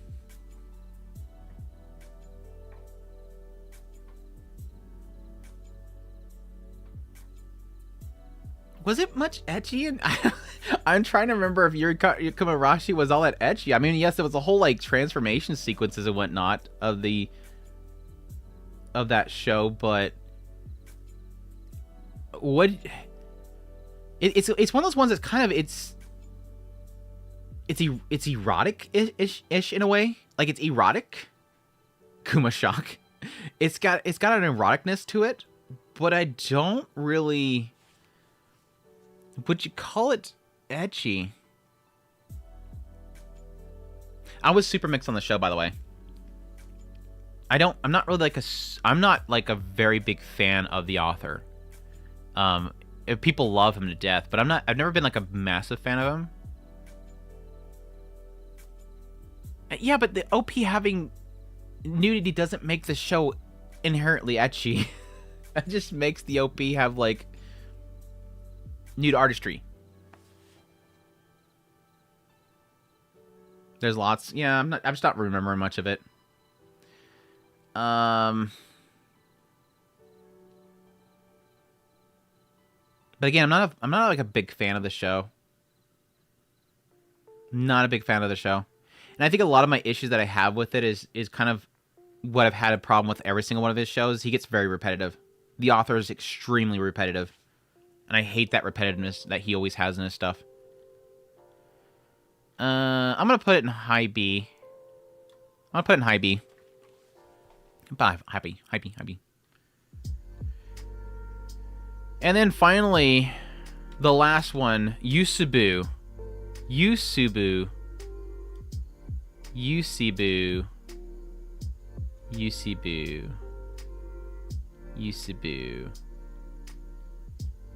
This show had a train wreck of an ending. The production on this show had some big issues at the later part of it. I think most of it was all fixed with the Blu-ray, but damn, this one had a train wreck of an end to it. I did like it. I did like Yusubu. Had a lot of fun with the show. If I remember correctly, I wasn't a huge fan of the later parts of it because it gets a little bit too serious, but I mean, that was kind of where the assumed direction the story was going to end up going. And the idea of, like, again, the hero working a part-time job because life is peaceful, and then, oh, random girl shows up. Wonder who she is. I think, like, it's got some good ecchi in there. I'm gonna put it mid-A. Mid-A.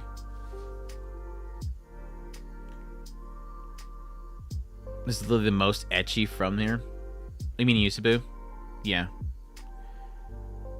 No, eternally on me, people would faint if they go to a pool, lake, or beach. That's so damn true. It's so damn true. Like whenever they see like somebody in a swimsuit, it's like, oh my gosh, it's like, god damn, don't go anywhere. Well, I mean, it's a self-report, right? It's the whole self-report thing. We're like, hold on a second. Let me get a good example here. If I have any examples right now. I mean, literally, I open up my X. As usual, my X feed is literally, the algorithm is listening to me at all times, checking all my DMs. And so the moment I open up X, I get a good example here.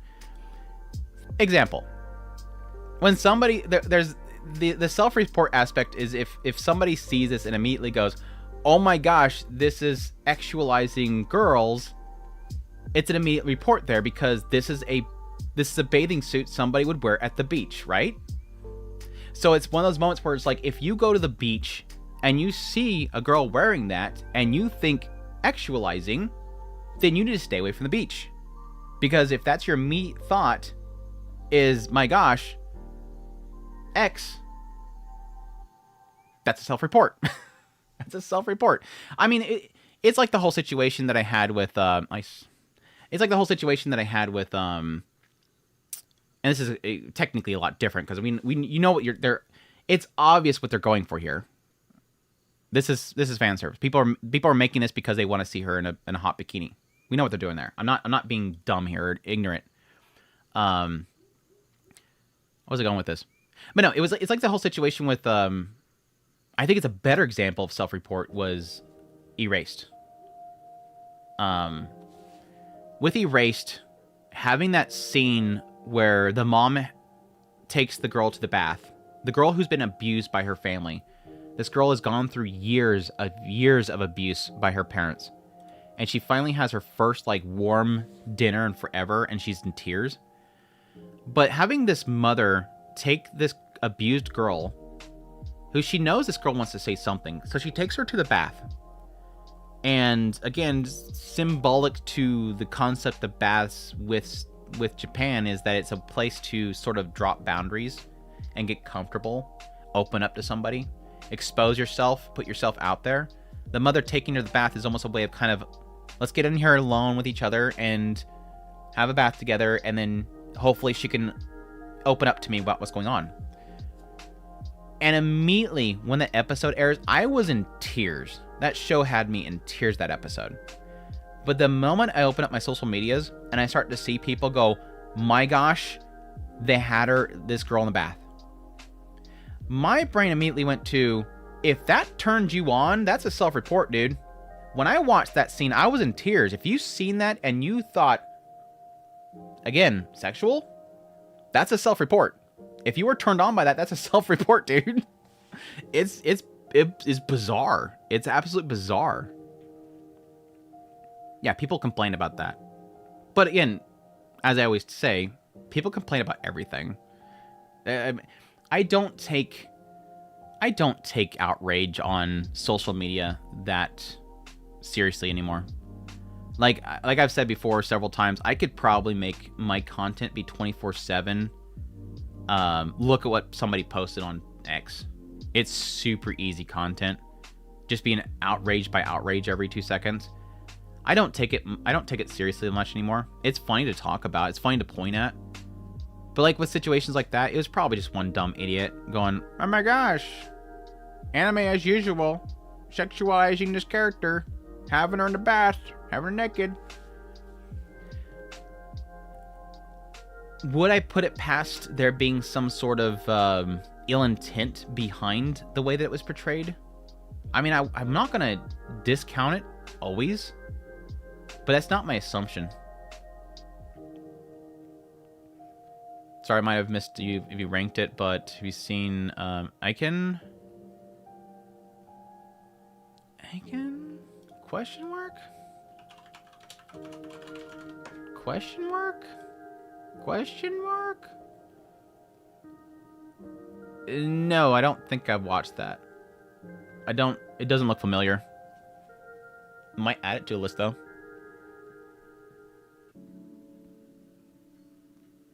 The outrage is just silly. Sadly, a number of companies follow the outrage. I think that's sort of a thankfully a dropping trend, but I do find it very disturbing that too many companies will be, afraid to kind of push back on that stuff.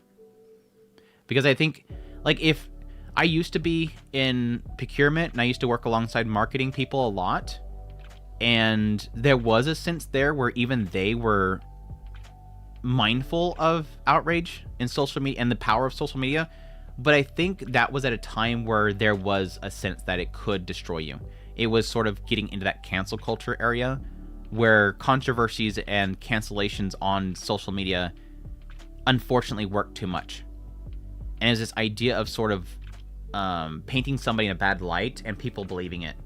Where I think now, it's not so much that people don't believe and that there's not an existence of cancel culture anymore. Because even especially as a content creator, I'm constantly thinking about this. Every time I post something, I'm afraid of the idea of cancel. I don't fear it so much anymore because I think cancel culture still exists. It's just people are more skeptical now than they used to be. I think we've gotten to a period of time, which I think is really good now, that I think people are skeptical of information now. Where people don't immediately accept what's being said anymore, and they want to look into it more.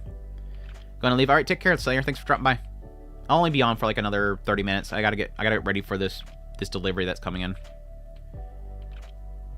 So I think in a sense that people are, there's a healing happening in society, because society is so directly connected to the internet. They kind of go hand in hand with society and the internet.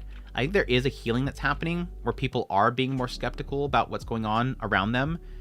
But at the same time, I do believe that there's also a difficulty being faced in what circles people find themselves bubbling into.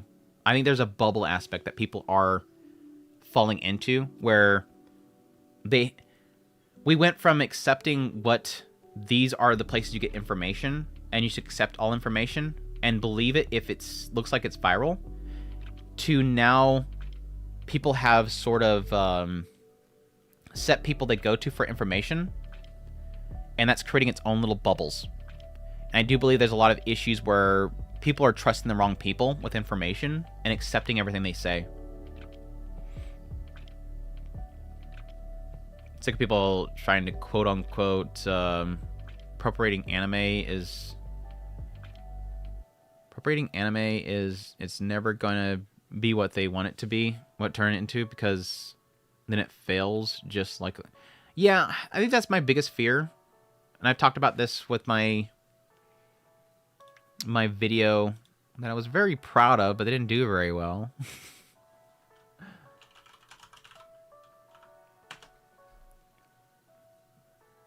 Oh, look, Talk to Spirits live. Cool. Which means I can't see my video that's usually always up there. I did a video where I don't want anime to get more popular. And the idea behind that video is literally that I don't want anime to become more popular, because what happens is that they will try to fit it in holes that individual countries have failed to deliver. Whereas Hollywood has failed people in a lot of ways. And I think respective entertainment industries in other countries have failed the people there. That's why people like anime. And the moment that they try to make stuff that's going to gear towards the West, that's when it falls apart. That's just like when Rahul Pahini, the president of Crunchyroll, was talking about, looking into stories in other regions and other countries about adapting stories that people have in those countries into anime. And it's like, well, why would you do that? Because then you're basically making the failed medias. Now, there is a lot of stories in different countries that are extremely popular and could actually work very well as an anime. I mean, that's like every time I get asked, what would you like to see Western adapted in anime? It's immediately like, Game of Thrones or probably more so Lord of the Rings. If they had a really, really, really, really good studio and a lot of budget, a Lord of the Rings anime would be amazing.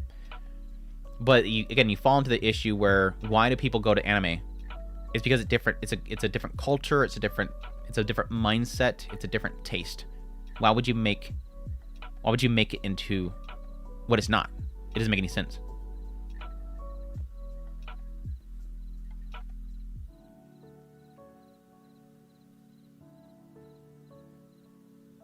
One genre is most popular, that being shonen, I think isekai too. Nothing is going to match shonen. Isekai is popular in Japan. It sells a lot. It's a massively growing trend. But for like general public and massive popularity, it's always shonen. Like nothing gets close to shonen. Like we're talking like thousands upon like tens of thousands of times more viewership and money coming in. Shonen to everything else. It's like shonen, everything else. Shonen, everything else down here. Did they make Lord of the Rings anime? I mean, there's an AI generated one. It's okay. Go to anime to enjoy Japanese culture, and I think there's a lot of aspect to it's not just Japanese culture in my opinion. I think a lot of it has to do with the oddities, like the lack of filters in a lot of cases. They have such a, what I think personally I feel like makes, it's not just anime. It's like when I say anime, I think like the industry, manga, light novel, web novels, web comics, anime adaptation, whatever. What I think kind of makes it so much is especially light novels and web novels, but additionally in manga as well. There is such a plethora of people that are creating content for mass consumption in Japan. Like they are turning out this stuff like crazy. There's so much of it. Like you cannot, like we complain about having, 60 shows a season to watch. If you were to try to keep up with like all the manga, web mangas, web novels, it's impossible. Like it's almost like the joke about you can't watch all of YouTube because there's like billions of minutes being added like every hour or whatever. It's a similar case there. Like there's constantly stuff being created. And I think that sort of opens up the realm of there's like so much of it that it's very difficult to get to the top, that you have like these really crazy breakout ideas because yes, there's a lot of people doing the same thing, but in order to be different, it stands out more. And so you do have some really crazy ideas that come out. Whereas I think unfortunately for like the West, like the comics industry, it's a lot more independent now. There's a lot more independent people, breaking out. But it's taking time. A lot of it's kind of died. But I'm not a big comic person, so I might be talking out my butt. Keep that in mind. Canada's animation has lowered. Yeah, I'm surprised that Hollywood hasn't as much. They've moved to like nothing but CGI, unfortunately, but it hasn't completely died. Lord of the Rings uniquely abridged or inspired by a movie or books? You mean like what way adapting it? Oh, the books. Obviously the books. I've only watched the movies, but I would assume that the books would probably be best, right? I'm going to assume that the books would be best to adapt from.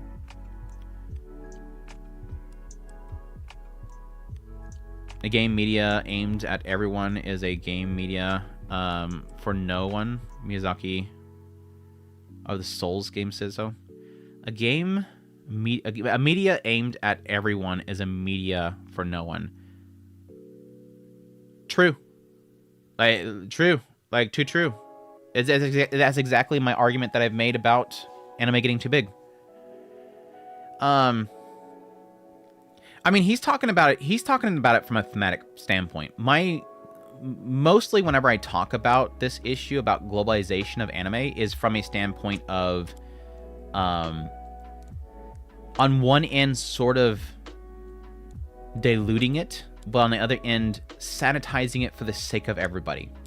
Because I've said several times before, when people talk about censorship, the US is the least of their problems. When it comes to Japan, censorship issues, US is the least of their problems. Their biggest issue is a lot of Middle Eastern countries and whatnot that are just not going to be happy with a lot of stuff there. They want this stuff to be everywhere. They have to send. That's like the whole like manga up thing with Square Enix. That crap was crazy. And granted, a lot of it was automated. But if they want it to be kind of accepted everywhere, they have to really clean it up. They have to clean up a lot. But yes, I do agree with his standpoint there, Miyazaki's standpoint, if that's a real quote. I don't think I've ever heard that quote, and I figured I would probably have heard that before. I agree from a standpoint of thematically and storytelling. And again, this goes to what I was talking about with the Crunchyroll president. If he wants to look for other realms to adapt stuff in anime style, that's pulling it out of the Japanese culture, and it's looking more for what will be broadly acceptable, because they want another big, massive soul leveling. I think what they... And they've probably known this for a while now. Crunchyroll has probably known this for a while now. Their biggest issue they have is sort of what I was talking about in my... I think I talked about in my last video about Podini. They have this issue where they're taking off. Like, their subs are taking off. As much as people don't like Crunchyroll, their subs are taking off. But I want to say there's probably a sense here that whenever there's no soul leveling, whenever there's no Demon Slayer, their biggest fear is drops off. That is their biggest fear, is that when soul leveling finishes airing, that they see their subs suddenly drop like a rock, because that's a bad sign. And they finally recently are now profitable. So I think that they want, since soul leveling was successful, they want another soul leveling. They want to constantly every season have a soul leveling. They want to have in every season a Demon Slayer.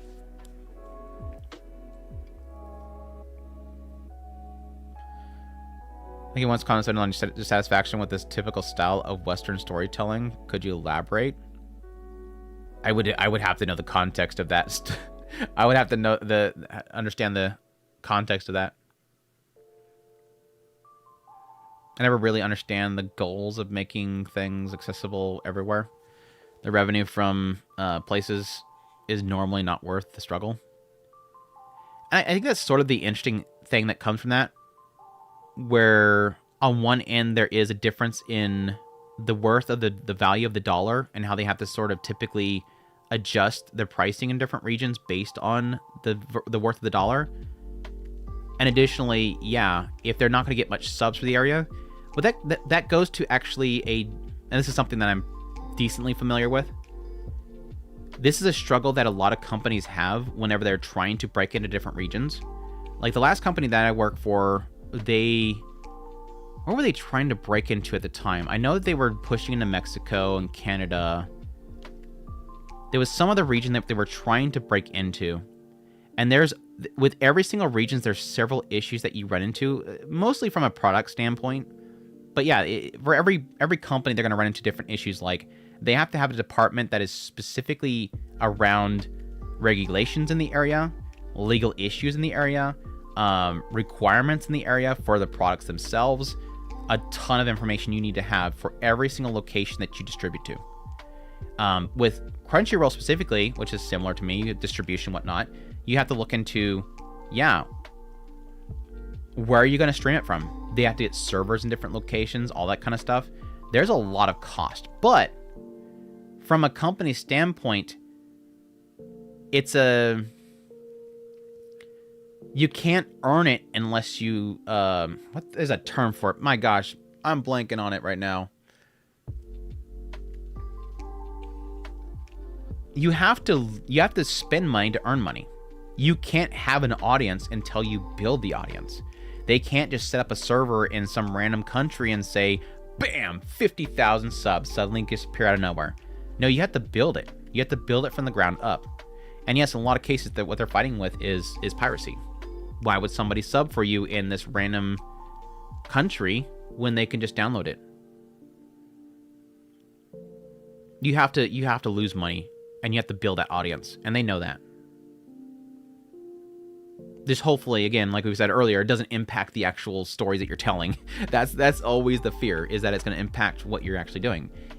And thankfully, from a Crunchyroll standpoint, they're not again, they are wanting to fund more into companies doing something successful, but currently they don't have the control.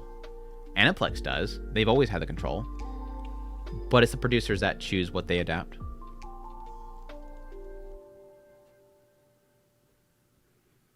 We need a billionaire who loves anime ecchi among the other genres, who makes his own studio. I mean, there's some out there, and they're not doing too well. There's a few of them out there, and they're not doing too well. Unfortunately, it's a sad reality that ecchi is not big money. Ecchi is just unfortunately not big money. I mean, it can probably survive as sort of a passion project, but name me one ecchi that's a big seller. They just don't. They don't really exist. Like all these shows up here that are like really raunchy, these aren't money makers. Yeah, this sold a good amount of Blu-rays, but that's a drop in the bucket. A drop in the bucket. People were super excited about the Blu-ray sales of the limited edition of this thing. That wasn't much. In the overall scheme of what anime makes, it's just a drop in the bucket. I'm happy for them that I was successful, but like these aren't money makers. None of these shows are money makers. We love them, but they're not money makers. But I think there will always be a market for ecchi, because I think there will be studios that want to be different, and it will catch people's attentions. I think there is sort of a plus side to ecchi not being that big, is that it's not oversaturated. There's not a bunch of it. Like there's no competition. There's a lack of competition right now with ecchi, which is sad because we rarely get ecchi anymore. It seems like ecchi. I think I talked about this in the last stream for this, but I do believe is not so much that I think studios are getting away from ecchi because it's a taboo anymore. I think that the use of ecchi is getting more clever. Like Dress Up Darling is a good example. The use of ecchi in this is clever because it's a story. It's got great build and characters, and there's ecchi. 2.5 dimensional seduction. There's a ton of ecchi in that, but there's a story with it. They're getting better with putting story with the ecchi. That way it sells to a bigger audience. It makes the ecchi more impactful. But that doesn't mean I don't want my Immortal Guilds or my gushing over magical girls. Come on, I was importing VHS from Japan for years to get my anime. Right. People don't know how good we got it these days. We got it super good these days. Like I said before, my early introduction to real anime was my friend who was able to import all those shows, and we just sat there and watched the same damn show over and over again. It was like literally repeat the same day. Like how many times I watched Tenchi Muyo in Love and cried my eyes out over and over again because that's all we had. We just watched that one over and over again. Burnt that VHS up.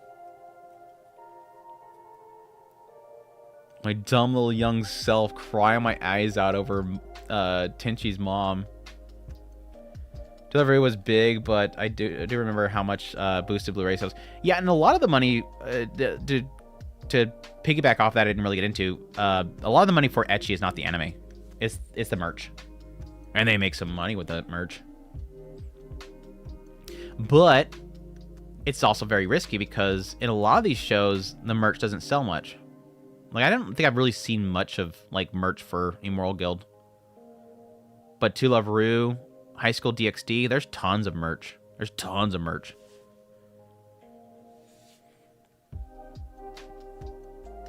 Ecchi feels prudish nowadays, or is it just me? I think there is sort of a secondhand issue where because anime is becoming more, because the money that's being pumped in the anime is more so global. Again, over 50% of it's like licensing overseas and whatnot, which yes, a good chunk of that is Demon Slayer. It is the big shonens. But because so much money is coming to the anime industry from overseas, there may be more of a focus that their content that they are adapting, that they're choosing to adapt and choosing to produce, is going to be stuff that is less raunchy. That's it. That's business. That's not, again, it's not censorship, it's business. If a producer's like, okay, I got some money, I want to make an anime, and most likely it's going to get, licensed by Crunchyroll, they might be swayed not to choose a story that's going to be super raunchy. It's secondhand censorship, basically. It's because I want to make money, I will choose not to do the thing that will make me less money. And it's more likely they can probably get a bigger licensing deal if it's going to be a shonen, if it's going to be a very successful fighting show. Which is why we need another season of Killing Bites. Because it fits both of it, right? That's why we need more Killing Bites. Remember the day when I watched episodes in parts on YouTube? Which ones was it? Was it 10-minute segments? It was usually 10 minutes because it was 3-part. It was terrible. And it was like most of the cases like 360 or 480p. About the Blu-rays of gushing over magical girls, even got a tattoo of the magical Magia Brazier. You got I was gonna say worst girl. I love Brazier, but it's not best girl. You didn't get best girl though. I do need the money to buy the merchandise and the source material. Sad but true. Right now, I think the shows are doing best when they have well-built female characters and have occasional sexual moments, but not straight up ecchi. I think that's the best too. I think that really works. And again, I think My Dress Up Darling is a really prime example of that. That show had a lot of popularity. People really loved it, and there was some people that got mad about the ecchi, but I think most people accepted it. It was mature, not raunchy. I think Dress Up Darling does well in being like mature but not raunchy, even though it does get moments. Like the whole Love Hotel scene is pretty good. It's pretty damn good. I remember I bought Galaxy Angel in a random store near me as a kid. Good times. I think the first anime that I actually bought was probably where is it at? Where is it at?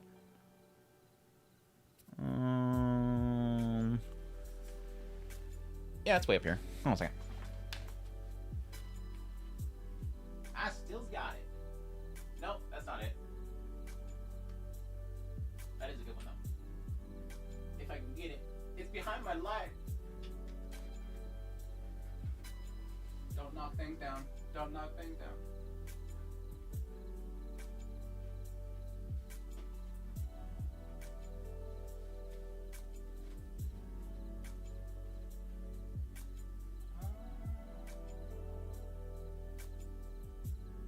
There it is. Found it. Oh.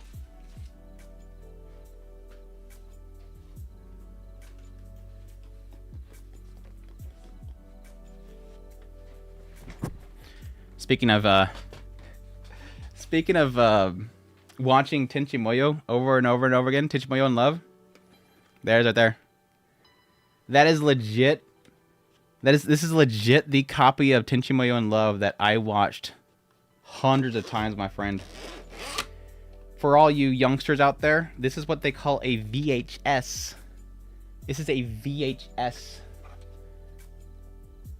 Where see this it goes in the machine and it pulls this and it reads the little strip. And then at the end of it, you have to rewind it. Like the biggest technical flaw of these damn things that you had to manually rewind the damn thing, and they wanted you to rewind it because you kill the VHS player with that. It's a fossil, right? This is like an ancient fossil. But no, I bought this, or I didn't buy it from my friend. I think I traded something for it. What did I trade? Because I didn't have no money. I didn't have no money back then. I think I traded something. I don't remember what I traded for him. Honestly, I think he traded to me just because he wanted me to have it. I also traded... Same person I got... my gosh, I cannot do this whole, like, backwards thing. My 2 Kanokis that I have from him. Grandpa over here having flashbacks. But no, this would be my first, like, I spent money on this. My first ever anime video purchase was this one. Where I went to a store and I bought it. Which is hilarious because it's like the middle of the series. I just bought it because it's got the extra episode of the magical girl Sasami. Oh, you can see on the back right there. Focus. There you go. It's got the magical girl Sasami. By the way, best girl. Best girl. Who's Team Kioni? Who's Team Kioni? I loved Kioni and Mihoshi. Mihoshi? What was Mihoshi? It was the dub. It's the dub version. Gross. I didn't even know back then. Love Kioni. Thank you, Desmond. Thank you so much. You're the best. Thank you so much. She was freaking hot, dude. My young self was like drooling over there. I just loved her so much. I was like, that's my girl. I want to marry Kioni someday. Washu, I love Washu so freaking much. She is the genius. She is the greatest. Washu #1. Hooray for Washu.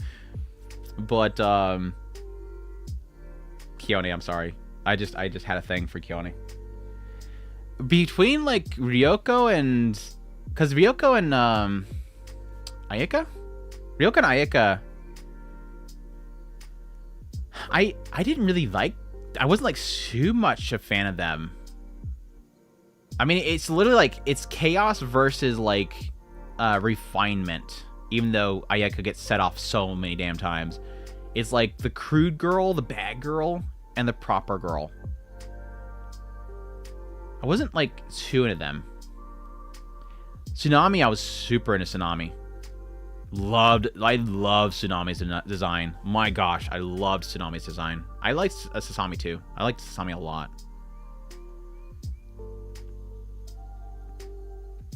I'm so ashamed for being an X-dub. That's what I just said. We just didn't know. We didn't know. Hold on a second. What was that? Yeah, we didn't know. We didn't know. We were too pure. We didn't know it was English dub only. It is funny to know that they had like literally that labeling on there. God, this movie was so freaking good too. This movie was so freaking good. Oh God, it got me so bad.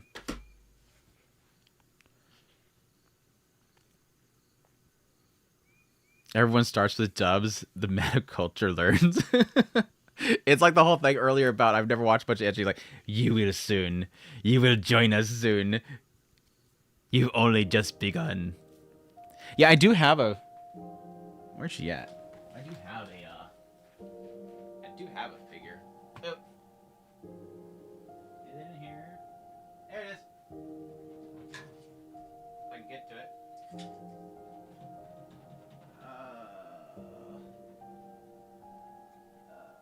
Y'all are getting my Tenchi Muyo fandom out here. Y'all are getting into my fandom here. Y'all get to see like how dedicated I am.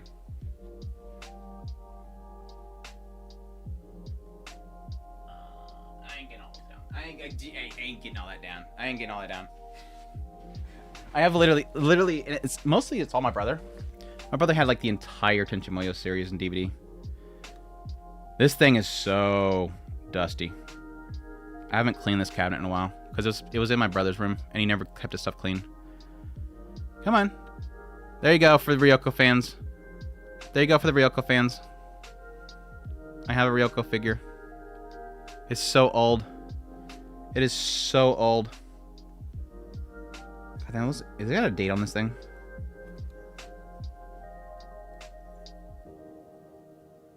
It is... Oh my gosh. I can't even read that.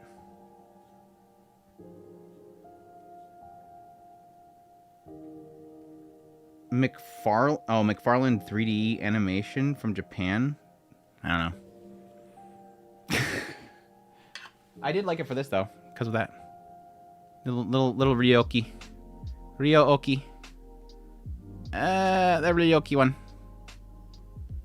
Little Ryoki. Oh my gosh.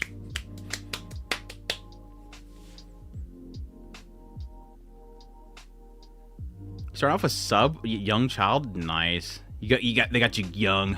I gave my mom Wolf Children for the birthday after you recommended it years ago. Thanks, awesome. Did we get her hooked? Did we get her? Did we get her hooked? I would actually be a very interesting list to make is anime that you would sell your mom on. And now, granted, everybody's mom's differently, but like it would probably be a list that would go in the whole idea of being very careful about what you're suggesting. And unfortunately, it's going to be a lot of Ghibli. But Wolf Children's a really good one to do. Like Summer Wars is another good one to do. A lot of those films are really great. I do think Western fantasies being adopted by anime studios can work if they follow the books and don't change anything. For example, the Cosmere of Brandon Anderson would be awesome in anime if done right. Yeah, I mean, that's like the whole Witcher series. I think the Witcher series would probably be good as well, wouldn't it? Like, there's a lot of Western properties that are like a perfect fit for anime. It's not as if Western media doesn't have good stories. It's just, unfortunately, a lot of those stories don't want to get told properly or just get not adapted. I watch dub most of the time. I found it hard to focus on subs with ADHD. Have a certain mood to be able to watch subs. Yeah, I think the nice thing that I've kind of developed, even though my eyesight's not the greatest anymore, obviously you see there's a reason why I have glasses on. This is not for looks. I didn't wear glasses just like actually. Nice thing is after a while you kind of learning basic Japanese. That way you don't have to read it all. Is really nice. Now the funniest thing about knowing a decent amount of Japanese, at least audibly, is that there's times where you know what the character's going to say and the subtitles decides to say it backwards, and so you already know what the character's going to say. Like you worded the sentence backwards. They didn't say that. And that's really English. English as a language sucks, dude. I feel bad for anybody that learns English as a second or third or whatever language. I truly feel for you guys, because after learning a bit of Spanish, after learning a bit about Japanese, I have learned I think English is the only language where everything's backwards. Everything literally in English is backwards, and it makes no sense. The worst thing, besides the fact that so many words sound the same, even though they are spelled differently and mean different things, which is the stupidest thing ever. There, how many different ways can you spell there? The fact that we describe things before we say what we're describing, that is when I discovered that Spanish says what they are describing first. It immediately made me realize how stupid English is. The fact that you can say the red, warm, yellow with black stripes on it, floating, gigantic, enormous, heat-seeking, destructive, all-powerful cat. What was going through your mind when I was making that? I was you're probably thinking of a balloon or something. It's a cat. Cat. Okay, now I can. And then your mind has to take all that stuff and then apply it to a cat. I was thinking of a tank girl. I was off put by Ecchi. Then I played Senran Kagura, and now I like it. Nice. Senran Kagura has some good stuff. Some good stuff. And that's good, because with Senran Kagura, you have to peel it off. So you choose what you want to see, right? So it eases you into it. English wording is boring compared to Japanese from how things are, like, the meaning around it. I think that's kind of the more interesting thing. There is sort of it is like a double-edged blade. There's a sub-meaning there. Get your hands off Hizoken is a good one to introduce someone to anime. I think it is. I think it is. It's definitely got a discoverability there that's kind of interesting. It's also something that I think a lot of people can relate to, no matter what kind of culture they're in, is the aspect of inspiration and whatnot. I think that's a perfect one too. Yeah. I wasn't a fan of it, but I definitely see it as being a really good gateway one. It has a lot of charm. I was thinking about Bumblebee. Haven't seen either of Ranma, but did like Yatsura. Dude, if you like Yatsura, definitely watch Ranma. I highly suggest it, dude. It's so good. As a massive fan of the original and the one that's appreciating the new one, if you enjoyed Yatsura, then the thing is that, like we were talking about earlier, when somebody was saying they wasn't a fan of Ranma, I understand, because for a lot of people the humor is dated for a lot of people. It's very much so an older style of humor, very slapstick. But if you like Yatsura, you've already been introduced to their style. It's the same creator. Obviously, you know that because you're bringing it up. You understand the creator's comedy. And I think, again, Yatsura does get good with the romance later on. It has a touch point. But I think Ranma does better overall with its characters. Ranma's characters are some of the most, like, memorable characters in anime that I've ever had.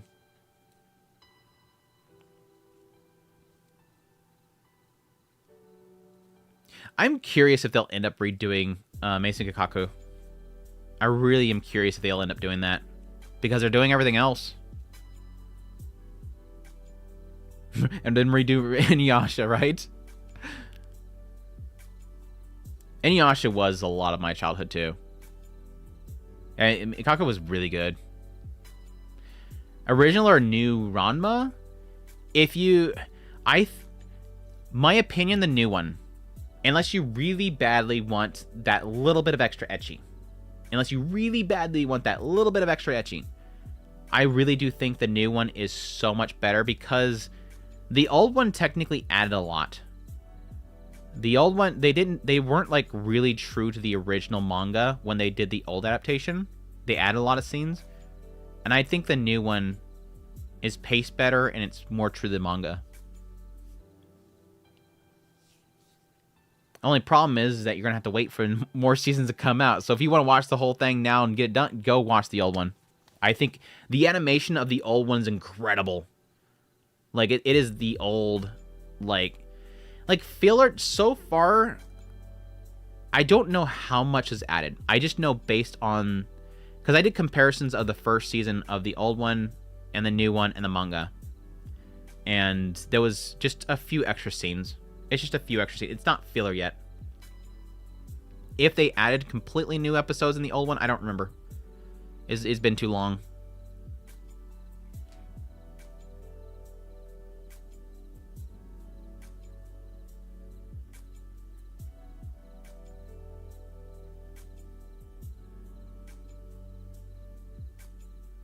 Yeah, they're definitely covering up a lot of it. It's just crop shots and whatnot. I mean, there's still, like I said, bare chests, but it's only him, and again, it's lacking the dots.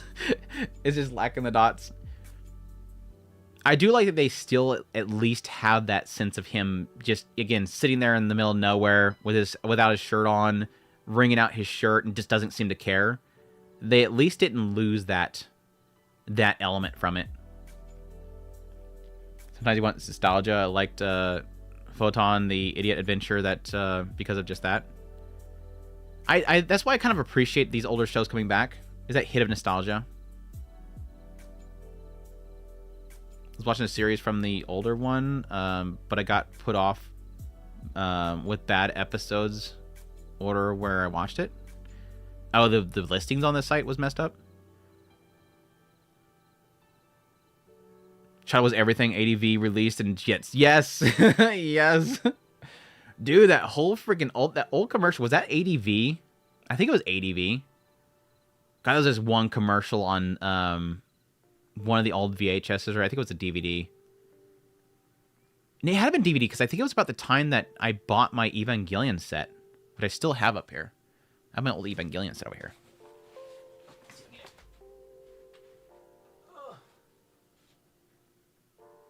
Damn. Dusty. Stupid chair. Ooh. This was my first real purchase when I got my first job. And I'm glad now because this thing is literally like the best way to have ownership of Evangelion. It's so fucking good, dude. It's like the best box set you can get. Like I even bought the new Blu-ray release. It doesn't hold a candle to this one. I've tried to take as good care as I could of it after so many moves. It is literally like the best collection. What was I going with that? Oh, anyways, yeah. I remember the commercials they had for this. And it was a music video in the advertising sections of these things. It's just the greatest song. It just had a bunch of shots of like, yeah, Armitage, Gits, Evangelion. The song was so freaking good. It was like one of the best little music videos, commercials they had.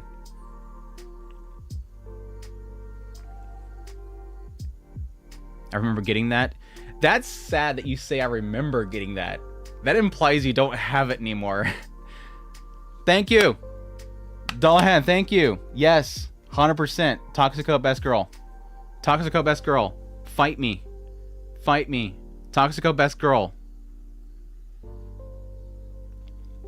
The art style of Samurai Bride was good, though. That ink splotch type stuff. Lost in a move. Rip.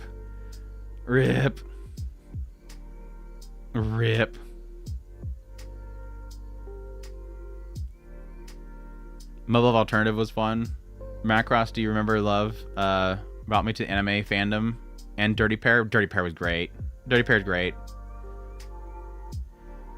Speaking of Macross, I contacted Crunchyroll about their whole Macross license, and they said, "Oh, we'll get back to you." Crickets. It makes you kind of wonder if, like, literally behind the scenes at Crunchyroll, they're going, "Oh, damn, we forgot about that Macross thing. Should we do something about that Macross thing? Yeah, I got this content creator talking about Macross. I forgot we had that. I don't know. Let's zombie go rise from the dead the entire Nose of Entertainment crew so we could finally do that."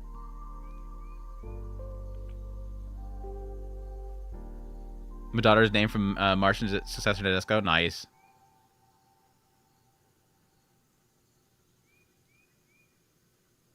I have denied naming my son from Ava.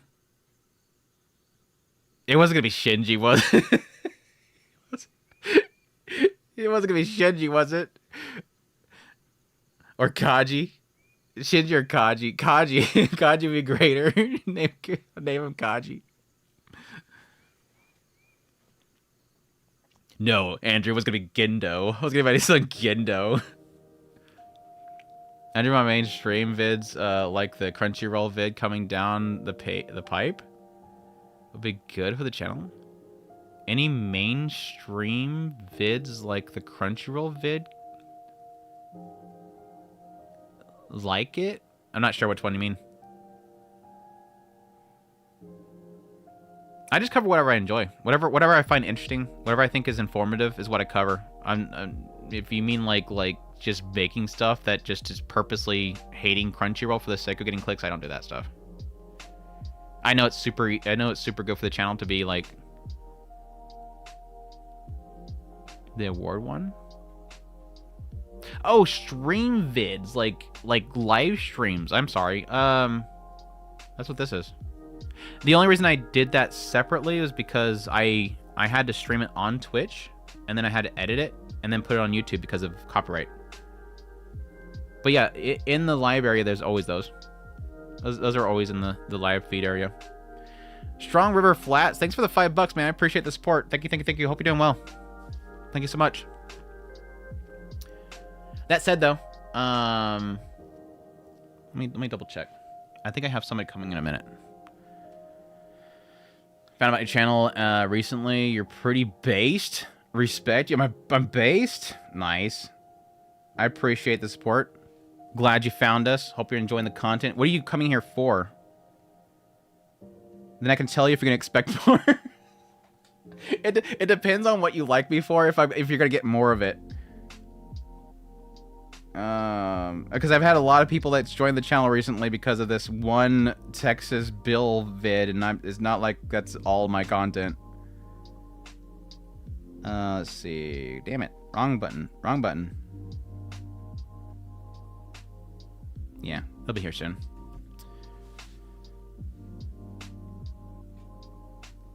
Just found that. Just saw the tweet. Oh. DVD Blu-ray should never be censored. I don't think so. Like, unless you're very clear about that, it should never be. What was it? Funimation did that with one of them. Well, they did a lot. There's a lot of cases of it. But there's one that was, like, here recently that people were furious about. They released it with this... They released it, like, with the censored version. Was it Sugimomo? It was Sugimomo, wasn't it? I want to say it was Sugimomo. I'm pretty sure it was Sugimomo. Because I was actually going to buy it.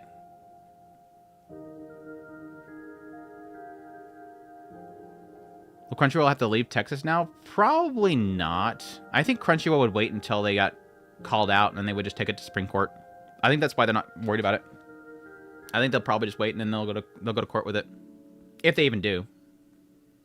Again, like I said in my video, and I'll say it again, it's an interpretation. The law itself shouldn't affect anime, but... it's just however they interpret it and however the judge takes it. That's the problem with all laws. All laws are interpretation and what the judge says. It's really what it comes down to. I've had people contact me and say, no, it doesn't... the obscenity definitions are worded this way, and it's like, you just said the word right there. The obscenity is interpreted a certain way. And that's all it comes down to. So, they probably won't be touched. It's probably a tool for something else, but eventually somebody might go after Crunchyroll or Sony, and then they'll just take it to court. And then they'll probably get it slapped down. That's why I'm not too worried about it. But I think people should be aware of it and protect themselves.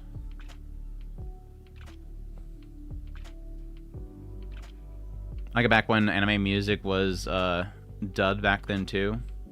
That's a very rare thing. Now you have cases where, like, you know, To Be Hero X, where they start in English. They just do it in English first, which is so funny. To Be Hero X is so interesting, the idea that we have, like, Rem's Seiyu, voice actress, is playing the role as Lucky Cyan.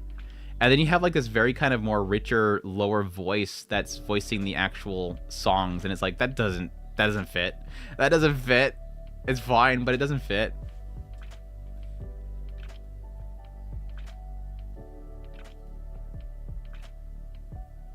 Shuffleboard made me want to read the visual. Well, it succeeded then. It literally did exactly what it was supposed to do. It advertised the visual novel.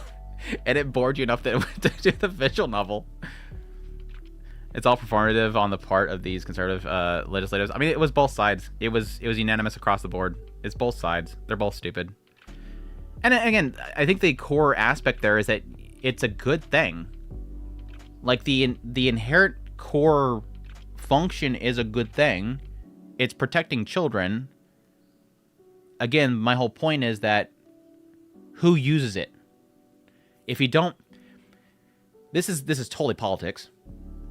Politicians across the board have an issue with saying, we want to create this thing to protect this group.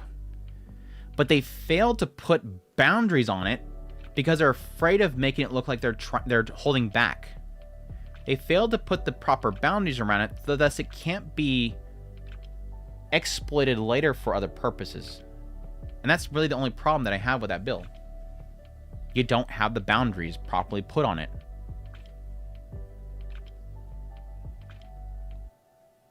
Why are Japanese censoring older releases of newer Blu-rays for their own country? I'm not aware of that. Like, re-releases of, like, 90s, 80s anime that's, like, censored? I would only assume probably new regulations. Japan has changes in regulations and whatnot, so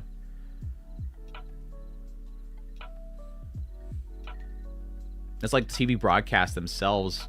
With a lot of their stations, they have a lot less nudity. They have their own laws that change.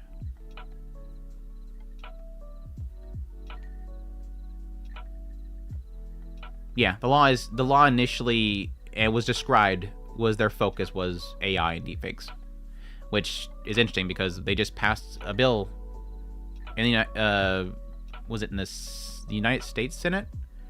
They passed the take it down law, so they didn't really have to do that because, well, the take it down is supposed to give people the ability to get platforms to take stuff down immediately, whereas what the Texas is doing is allowing them to be prosecuted. I don't know that the take it down law is supposed to be leave it open for prosecution. I would assume it would be.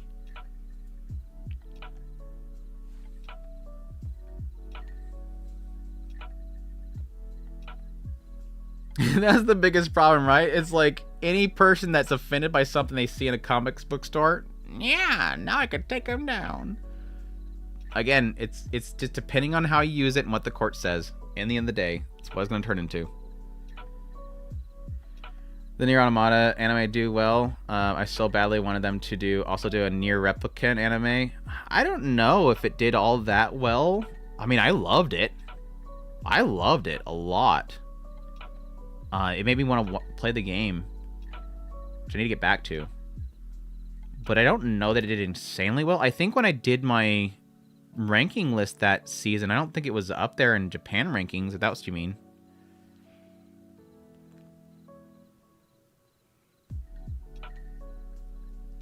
In One Piece Film Red, they had someone sing Utsa's song, and she wasn't allowed to sing the actress' song, so she did it on her English cover on YouTube? Really?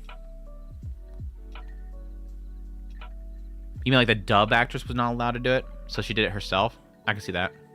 I can see that, actually. Which I don't know what the reason would that be. I'm not sure exactly what. I guess it's just a production issue. Like, they just don't want to go through the problem of doing all the editing and all that kind of stuff. It could be that it's. I doubt it would be baked into the actual movie. Like, the vocals are baked into there, and thus they can't swap it out. I don't know. That could be a couple reasons. That could be a couple reasons I can see. Possibly they had to pay for the song itself when they licensed it, so they decided they wanted to use it.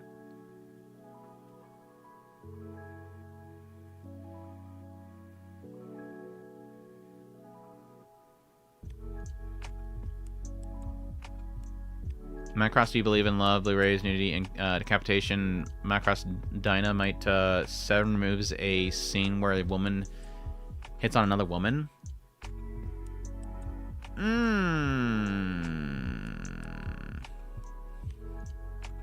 That seems odd.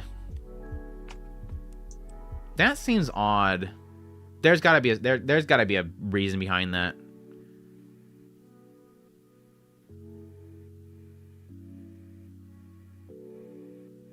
I mean, this is just, completely outside the circle. I would assume there's probably there's probably a story behind that. That doesn't sound like something that would typically be, some of that stuff sounds like, it doesn't sound like it would be typically removed. Like I say, even decapitation, woman hitting on another woman, that kind of stuff is just not really stuff that would typically be cut. Nudity, if they want it, regions. If they were planning on releasing it in certain regions, then yes, they might have censored that stuff for the sake of selling it in certain regions. China, stuff like that. It's just China? I know there's some Asian countries where decapitation is no. I bet you they were preparing it for that. I bet you it's not necessarily a Japanese thing, but it's a regional thing. That would be my assumption. If you want my, without research, opinion on why it happens, I'm 75% sure that's probably why. I think that's 70% sure. Yeah, China. It's not that it's like it's very frowned upon. You're not gonna get good marketing by messing with that stuff. I mean, that's that whole like, what was it, one of the Gundam magazines was supposed to release their statements or whatever. They had like an interview and it released in China and they had to like edit it because it said that they were married or something like that, some crap like that. They wanted to like censor them admitting that they got married in the end, even though it's pretty damn obvious they got married in the end, but they didn't want to admit it because of where the catalog was going to, where that magazine was going to. Again, like I said earlier, people are afraid of US messing with things. It is not the US that's messing with things. Not that the US is good. Not that the US is guiltless here, but America's the least of Japan's problems with anime.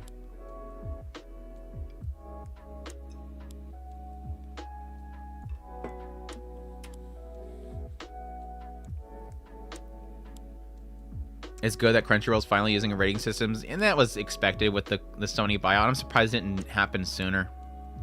They sort of have the same systems and legal teams now. They're going to want to make sure that stuff is properly labeled. It should have been done before, honestly, for their own legal purposes.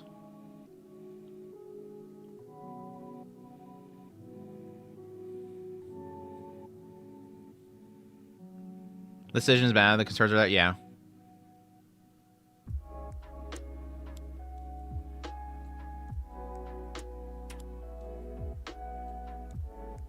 Multiple versions, I think, is the best move. That's why I really appreciate, like, I mean, even though we didn't get the right one, Onimai having a global version and a Japanese version. It's one of those. I wish it was more focused, but I understand the difficulties there. Like, they can't make a US version, a China version, a, just Middle East, European, South America, blah blah blah, every single region ever. Australian version. You gotta have an Australian version where the toilet goes backwards. You don't want to scare the Australians with your toilet going backwards.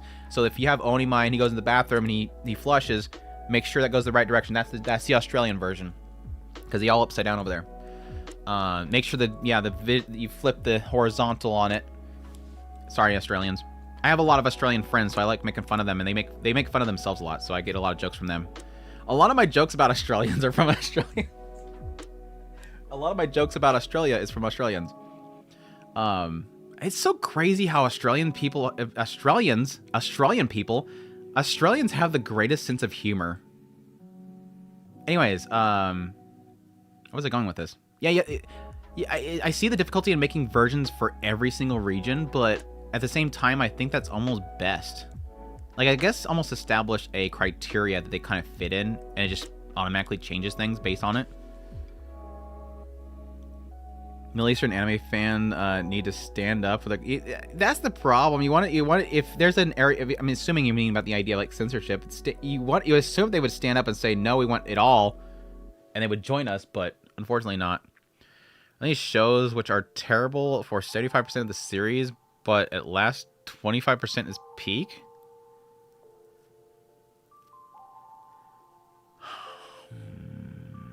I know there is.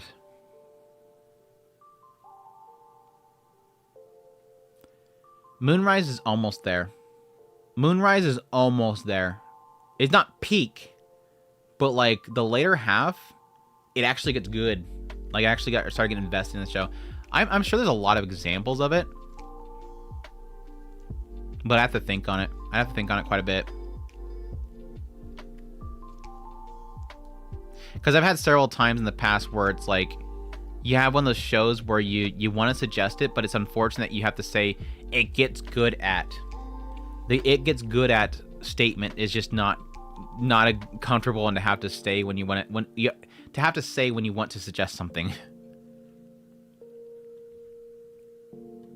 I don't think any of these shows fit in that category. If it's ecchi, it's just dumb ecchi. There's no hanging point there.